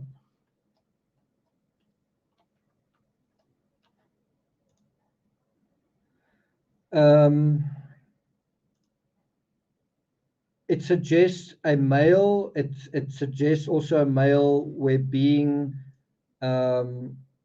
masculine is important to him. I mean, this is quite a male weapon. I mean, it's a proxy for a male phallus in a way. It's like, look how big my knife is. Look how badass my knife is. So it does make you wonder, is this an emasculated male? Also, was he familiar with that premises? Had he ever been there before? And then the next question is, were there any witnesses seeing any of the victims walking home that night? Sorry, that's not what I wanted to bring up. It's this one. Were there any witnesses?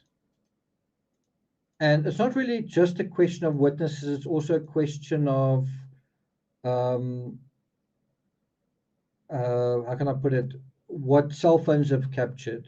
So it's again a similar situation. You've got young students at a party, they've got phones. We know the victims themselves took photos, but did other people as well, and try to construct a digital trail based on things like CCTV footage and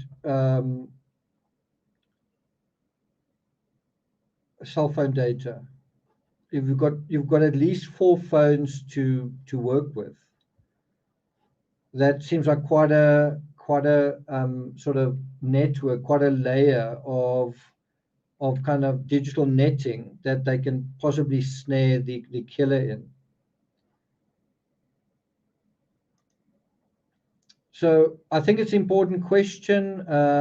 I do think that, I mean, before I even saw that CCTV footage, one of my first thoughts was, do you have any CCTV? Then the next question is, did Zena Kernodle and Ethan Chapin being a couple factor into this at all? I think another way of asking that question is, was the fact that this guy was staying in this house with 5 girls, did that factor into someone's jealousy? Was someone watching this taking place and he was just seething with jealousy? Was he imagining something? Right? What was going on? So I think it's difficult to answer that without any further information about dynamics. And again, that brings up this question, who was the primary target? If I had to guess, I would say one of the 2 blonde girlfriends. That would be my guess. That would be my guess. What do you guys say? Who do you think is the more likely target here?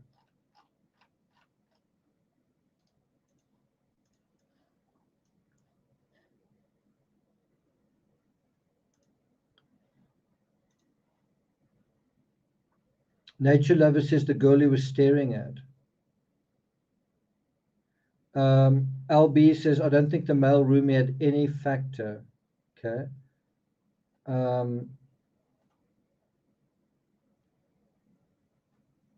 Someone says the girl in pink.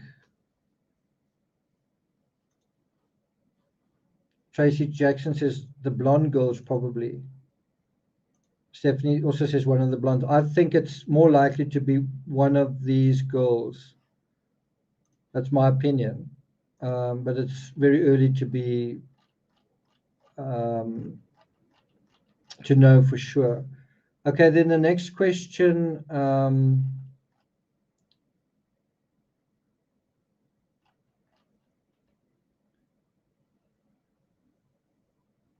Is the fact that this crime occurred in Idaho relevant?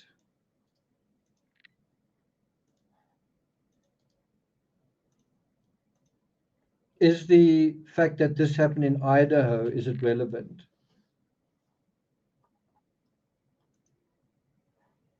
And I guess what we're talking about there is, in the same way as the Delphi case, you have a certain kind of nice town that can nevertheless be quite oppressive for someone who lives there. Is there something like that going on here? Was there someone from a particular religious background or not a religious background that felt out in a certain way? Was there a particular social or cultural dimension that somebody felt incompatible with, or that somebody else felt that they weren't compatible with? Yeah, I mean, what do you think about that? Is that normal? Can you make a cliche like that? Is carrying hunting knives normal in Idaho? I don't know if is there a normal for that sort of thing?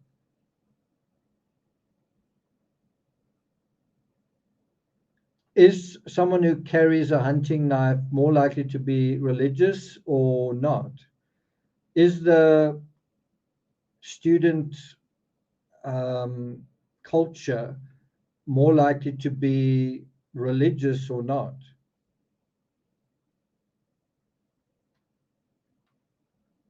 Songbird says it's beautiful there. Wishing Bee says it doesn't feel religious.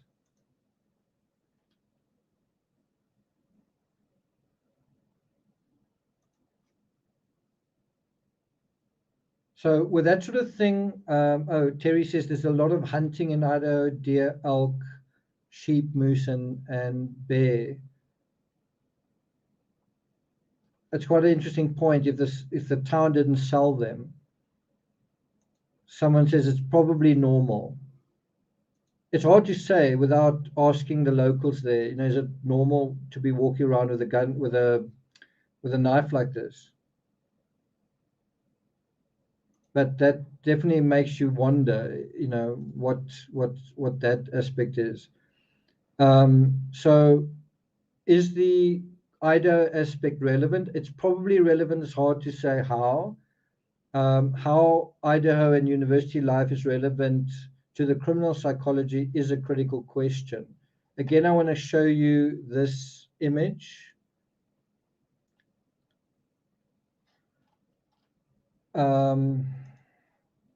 Okay. Is the lateness of the 911 call suspicious?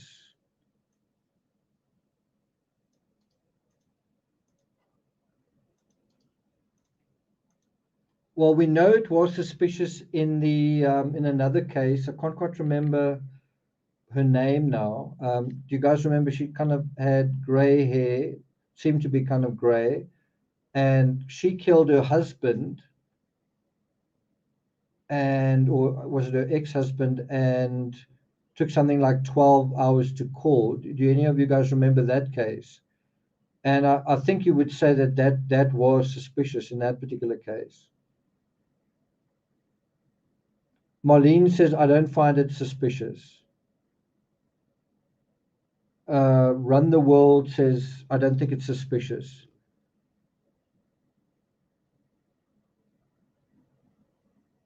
It could be. I think it's possible. It's kind of hard to say at this point. It could be not suspicious at all, but you could also have a scenario of that it is suspicious. If you try to open a door and you couldn't open it, would you naturally call 911? Right? If you were in your own home and you couldn't open a door, would you just like call 911?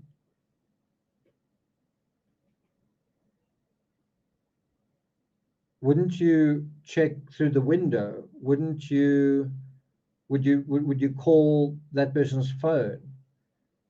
Maybe they did. Zircon said, I'd force the door.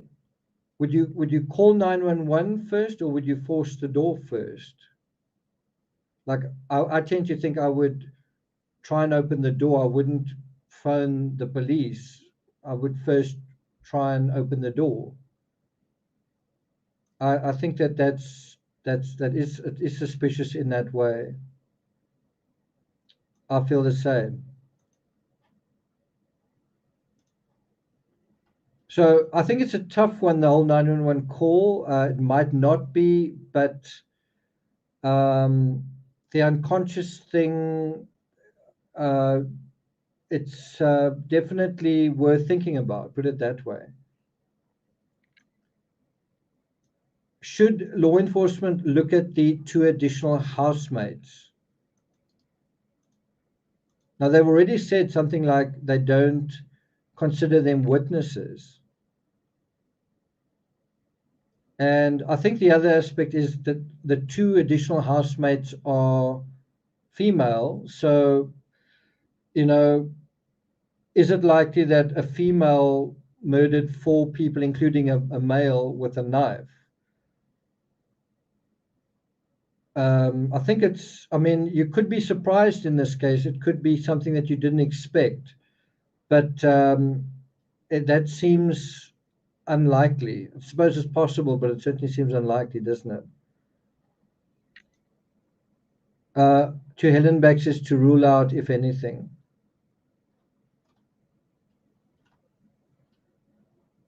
Yeah, it is very grotesque. Definitely is grotesque.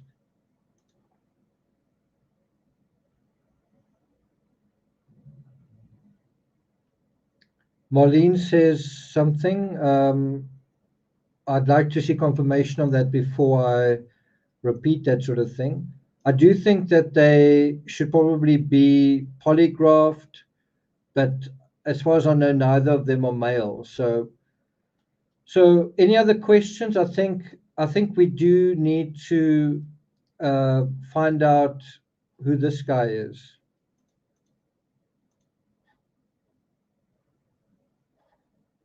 All right. I think we do need to find out who this guy is. Well, where's that? Not that, it's this.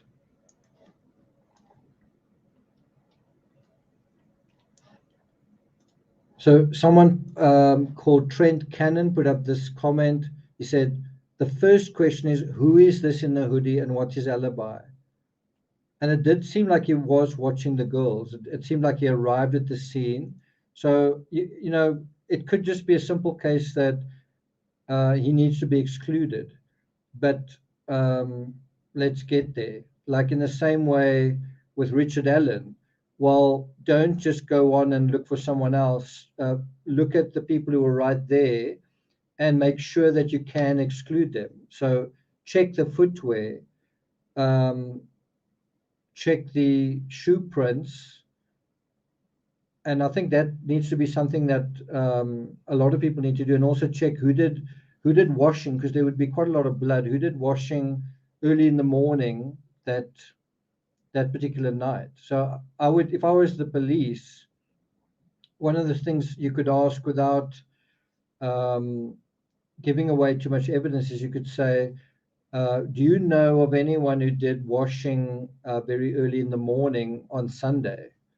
Right. That was another issue that came up in the murder of Meredith Kircher, mopping the floor and washing up on a holiday in kind of in the middle of a weekend, kind of early in the morning. So look at laundry at strange hours, you know, in terms of blood. One also wonders, in the Delphi case, was laundry done?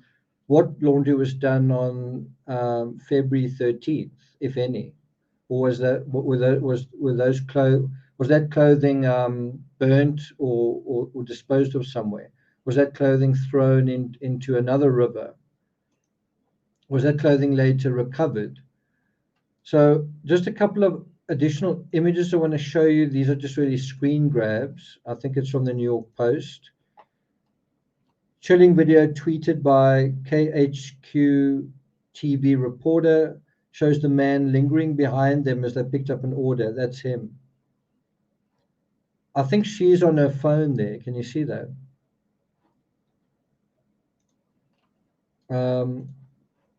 Here's another screen grab. There he is over there. At this point, they've walked out of the picture, but now he's on the move as well. Doesn't he look a little bit like Bridge Guy? Look at that. Look at the way he's walking. Doesn't he look a little bit like a young Bridge Guy?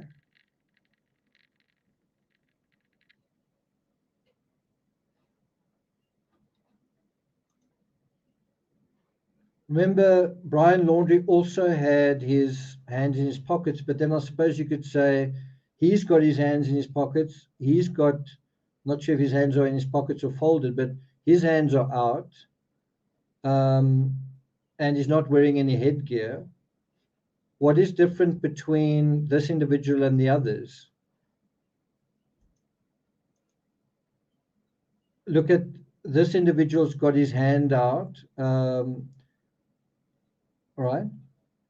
This one as well, you know, what's different between this individual and the others? Here's another picture.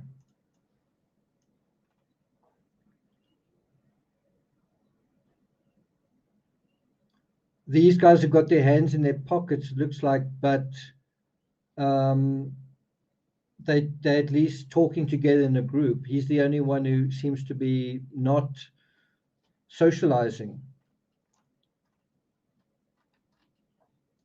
This is another image of the residence.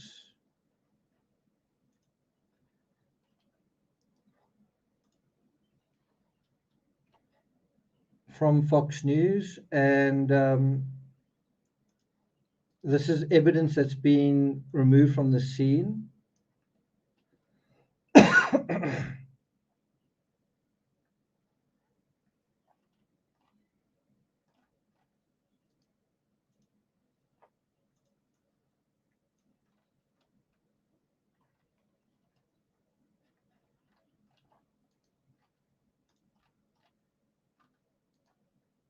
This is a map of the the route that I believe that they took from the residence, basically along this route to somewhere around here. So what you really want to ask, excuse me, what you really want to ask is what CCTV is in the fabric over here? What CCTV is going to prove useful in this part of the fabric?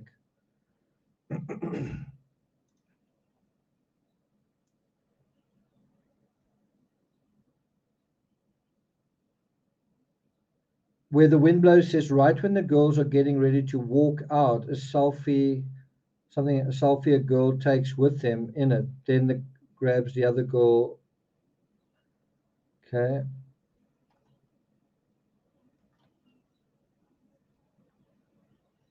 Yeah, it looked like they weren't with him.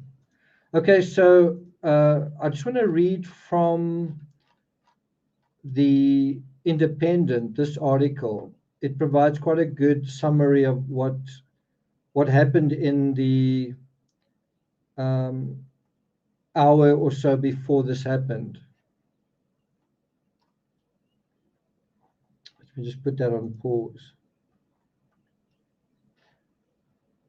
Okay, so I'm quoting from the Independent. Quote, during a press conference on Wednesday evening, police released new details about the events leading up to the murders, revealing that Chapin and Knodel had been at a campus party on Saturday night. So they didn't actually party in the same place, while Mogan and Gonsalves spent the night at a bar in town. So in a way, you've got to decide who you want to kind of pay attention to. You probably want to pay attention to both because they both pairs. But I've got an idea you're going to get something out of this pair, right? And isn't that why we are seeing this footage? Then they are believed to have returned to the property sometime after 1:45 a.m. Twitch footage seen by the Independent captured Mogan and Consalves stopping by a local food truck for a late night bite to eat not long before the murders unfolded. So that is another aspect that's going to tell you time of death is if they ate something, right? Like JonBenet Ramsey eating the pineapple, well, the passage of whatever they ate through the gut is going to give you an idea, was that early or late? Like, was it shortly after? And I think the answer is it was shortly after. It was like maybe half an hour later or an hour later. Also, you kind of get the idea that if the time of death was 3 a.m., as early as 3 a.m., then it was almost immediately after walking from this food store. I don't actually know for a fact, did they drive home or did they walk home? I don't know really. Do you guys know? Did they drive home from that food store or did they walk home? But it nevertheless does seem to suggest that someone within that food store scenario got drawn into the home. Doesn't it feel like that? Oh, Uber. Okay, thanks. I didn't know that. Could the Uber driver, who is the Uber driver? I guess that's also something to establish. And if you can exclude the Uber driver, then I guess you can also, he can be a potential witness. What did you see on your way there? What did you see on the way back? Yeah, hopefully the Uber driver has been ruled out. Was it a case that the Uber driver had been insulted repeatedly and just had a horrible night? It seems a bit far-fetched. Stacey says Uber was cleared. Okay. So let's continue. Thanks. I didn't really know that, so I've learned something. The footage shows the two best friends arriving at the food truck around 1:41 a.m. An unidentified man appears to be walking with them before he steps back as they approach the truck. So let's watch that again. So do that.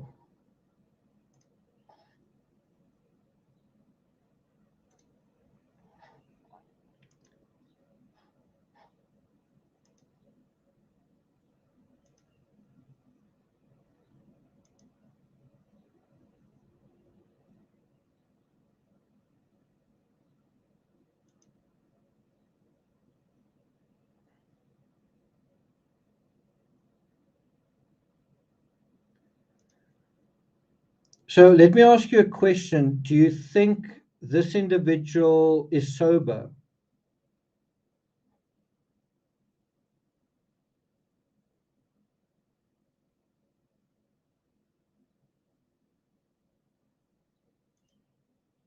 The way he's walking, does it look like he's sober?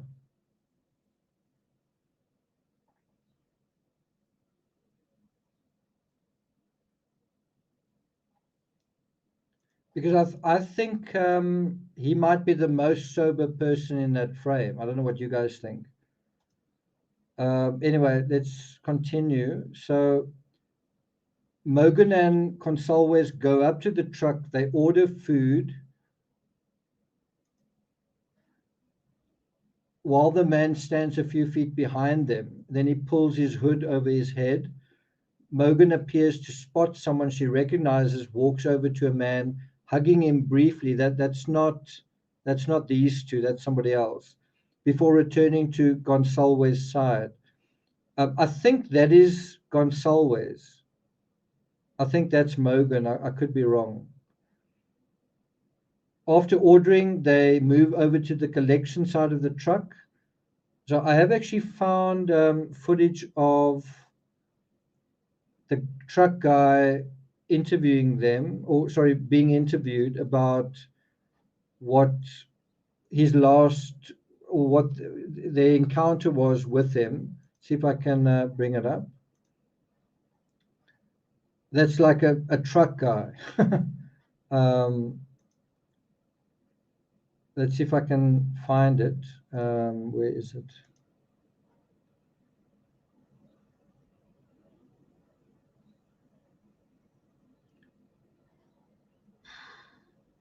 I think it's somewhere here.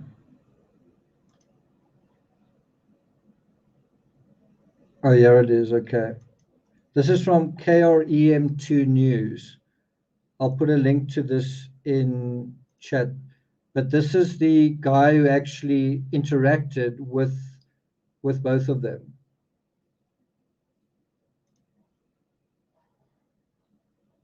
The video and agreed to let us publish it. They identified Maddie Mogan wearing the long black jacket and Kaylee, who is with her, in the white sweatshirt. It's normally a place where everyone feels really safe. Joseph Woodall is the manager of the grub truck. He is seen in the video working the cash register, taking the girl's order. This afternoon, he described their interaction with. So we'll get his description in a moment, but tell me whether you think he's telling everything. So like one of the questions you want to know is, from his perspective, did they seem inebriated? Did they seem intoxicated? How does he deal with that aspect? Listen to what he says. With me. One of the blondes was just a little bit more cheery and kind of bouncing around a little bit more, and then one was like standing there and doing the hello, how are you, and goes through the interactions. And normally that's pretty normal. In most of our groups, there's people that are more energetic and people that are managing the energetic people. So when he says they're energetic, do you think that that's really the right word? You know, that they are energetic, or do you think he doesn't really want to say on camera that they are intoxicated because they are his customers? He doesn't really want to seem to be judging them or to be pointing his finger at them, and so he's trying to not say that word. Do you get that impression? Yeah.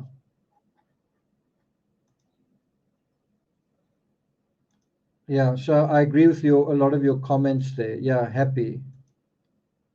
Yeah, he was being very polite. Okay, so to go back to this article, it says, the mystery man who arrived with them follows and stands close by. Over the next 10 minutes, the group of young people and students are seen laughing and chatting away as they wait for their orders. The man is also seen chatting to another man in the line. I think that's this guy with the baseball cap on. That's not really in that image, but there is a image where you actually do see him. He seems to be interacting with Hoodie Guy, right?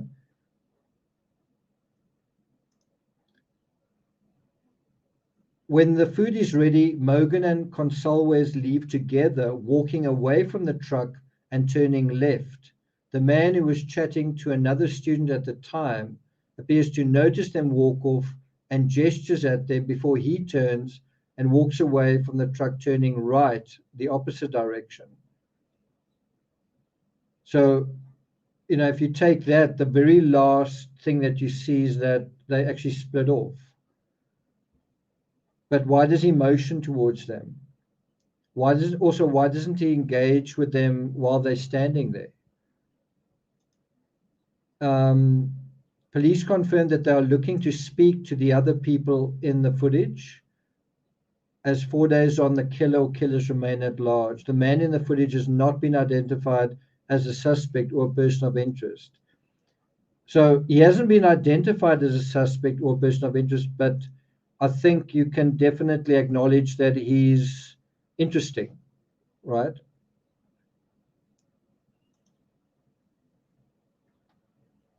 Okay, so I think that's about it. I think what the focus needs to be on now is try and find the murder weapon, try and look at the blood trail both inside the home and outside the home, try and use tracker dogs to follow either the blood trail or the scent of whoever went out the residence. Examine all relevant social media. That's easier said than done, but especially recent activity. What were the final interactions on social media? Look at what is on the victim's phones. Also, what else was going on that weekend? Were the examinations coming up? Was there stress? Did someone recently fail an exam? What happened on Friday night? Where were the friends the night before and who were they with on the night before as well? And I think that is it from my side. Yeah, that's it. So, yeah, I mean, this has taken 2 hours to get through all of this. And, you know, it's not as though not much is known about this case right now. Quite a lot is known. Let's have a look at the latest headlines. So let's just have a look. Idaho. Let's look at the latest headlines. 1 hour ago, coroner says, yeah, okay, so we knew that. So these are some of the latest headlines. Some of them not really news, but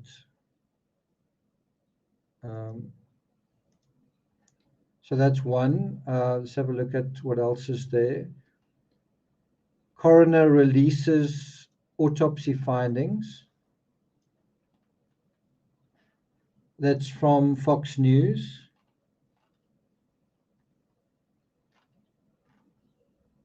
We knew that.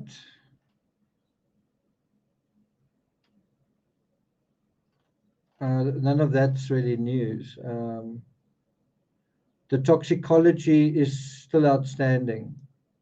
The same knife is used to kill all 4 victims. That tends to support that it was one perpetrator.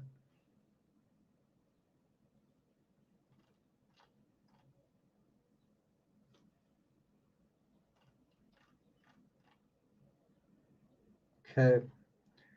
Let's see if we can find any other useful news. Yeah, police may be looking for more than one suspect. I don't think that's the case. I don't think there is more than one suspect. But I guess we must keep an open mind.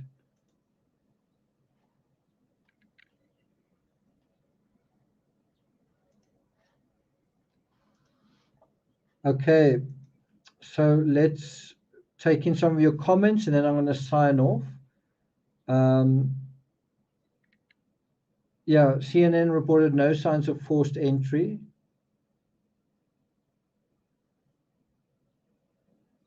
Lee says maybe a former student who is familiar with their late night spots.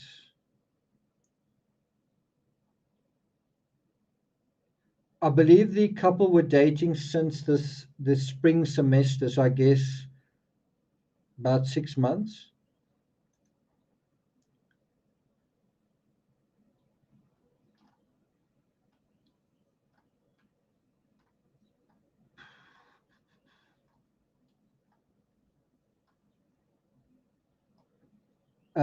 Do you think the killer is still in Idaho?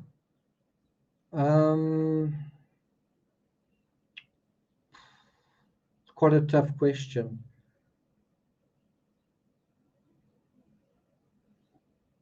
I suspect the killer is kind of a loner, so you would imagine there wouldn't really be anywhere to go. So possibly, it's hard to say.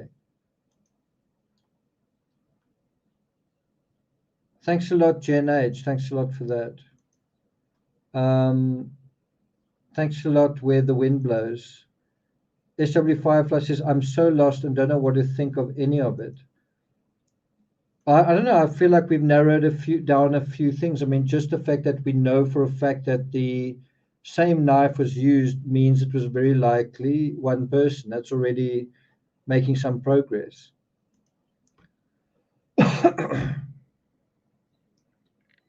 Giselle says, I'm new here, so not sure how to submit info. Where the Wind Blows says probably lives with parents.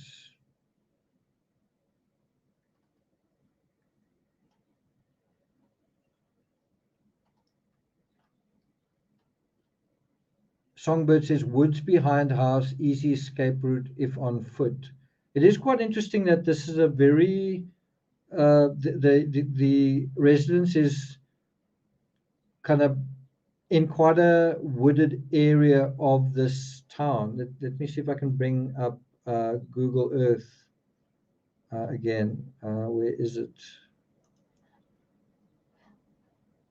Let's kind of zoom into that again.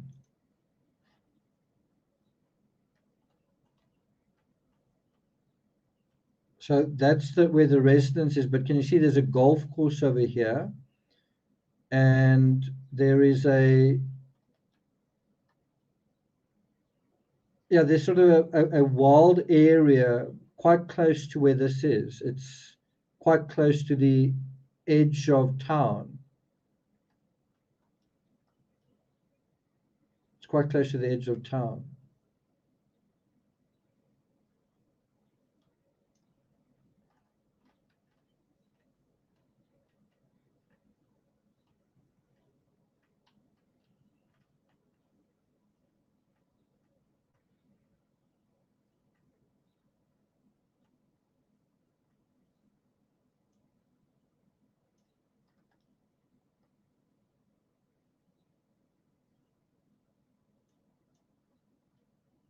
It is in quite a rural setting. I mean, look at all that.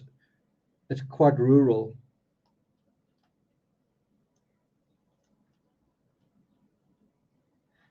Okay. Okay, so I think that's it from my side. The birds are starting to sing, although it's definitely premature. It's pitch dark outside still. King Street. Terry Dean says, do you think it's possible that the couple was the intended target? I think it's possible. I think it's more likely that it's, just my opinion, that it's more likely that it's one of the two of the other two. That's just my opinion.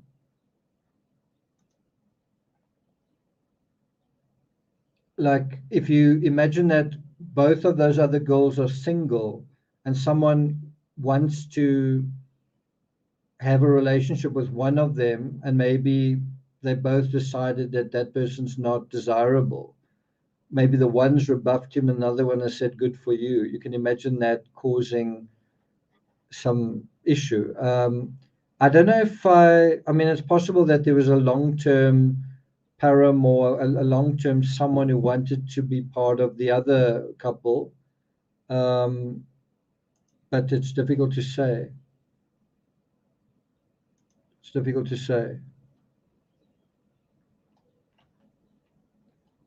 I tend to think it is related to one of these two somehow.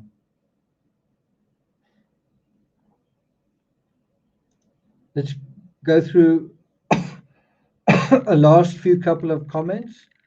That was my question as well. As far as I know, no, but it's possible. I did see some photos of one of them with a prom date who's a guy, which doesn't necessarily mean anything. But there are quite a few photos of them in quite friendly poses. So who knows? But that could be a factor. Heavenly Cloud says, I think the girls are friends only. True Jedi says, this was great. Love talking this through with everyone. Glad you found it worthwhile.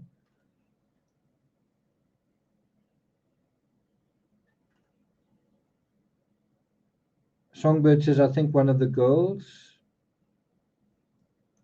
So that's another aspect. Was it a former classmate?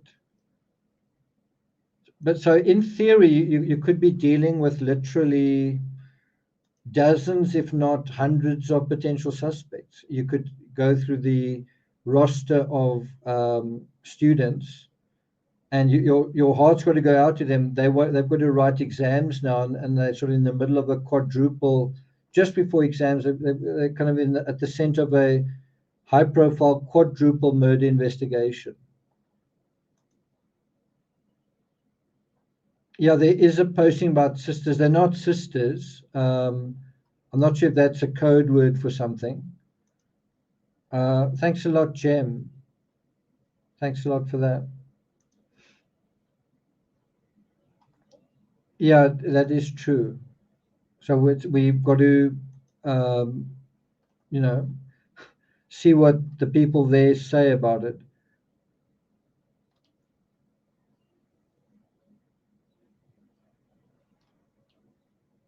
Yeah, that would be interesting as if, does the perpetrator have any injuries? I think another thing they could do is check the dumpsters in that area for clothing that may have been thrown away. I think that's something else they could try. All their phones will give up something helpful, maybe.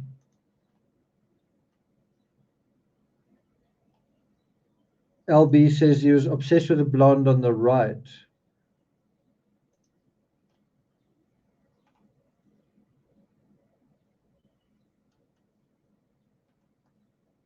Scratches, okay. Okay, so that is it from my side. One of the reasons why I covered this was just that there was a sense of how do you make sense out of this? There was a sense of very little information coming out. I think it's this article. And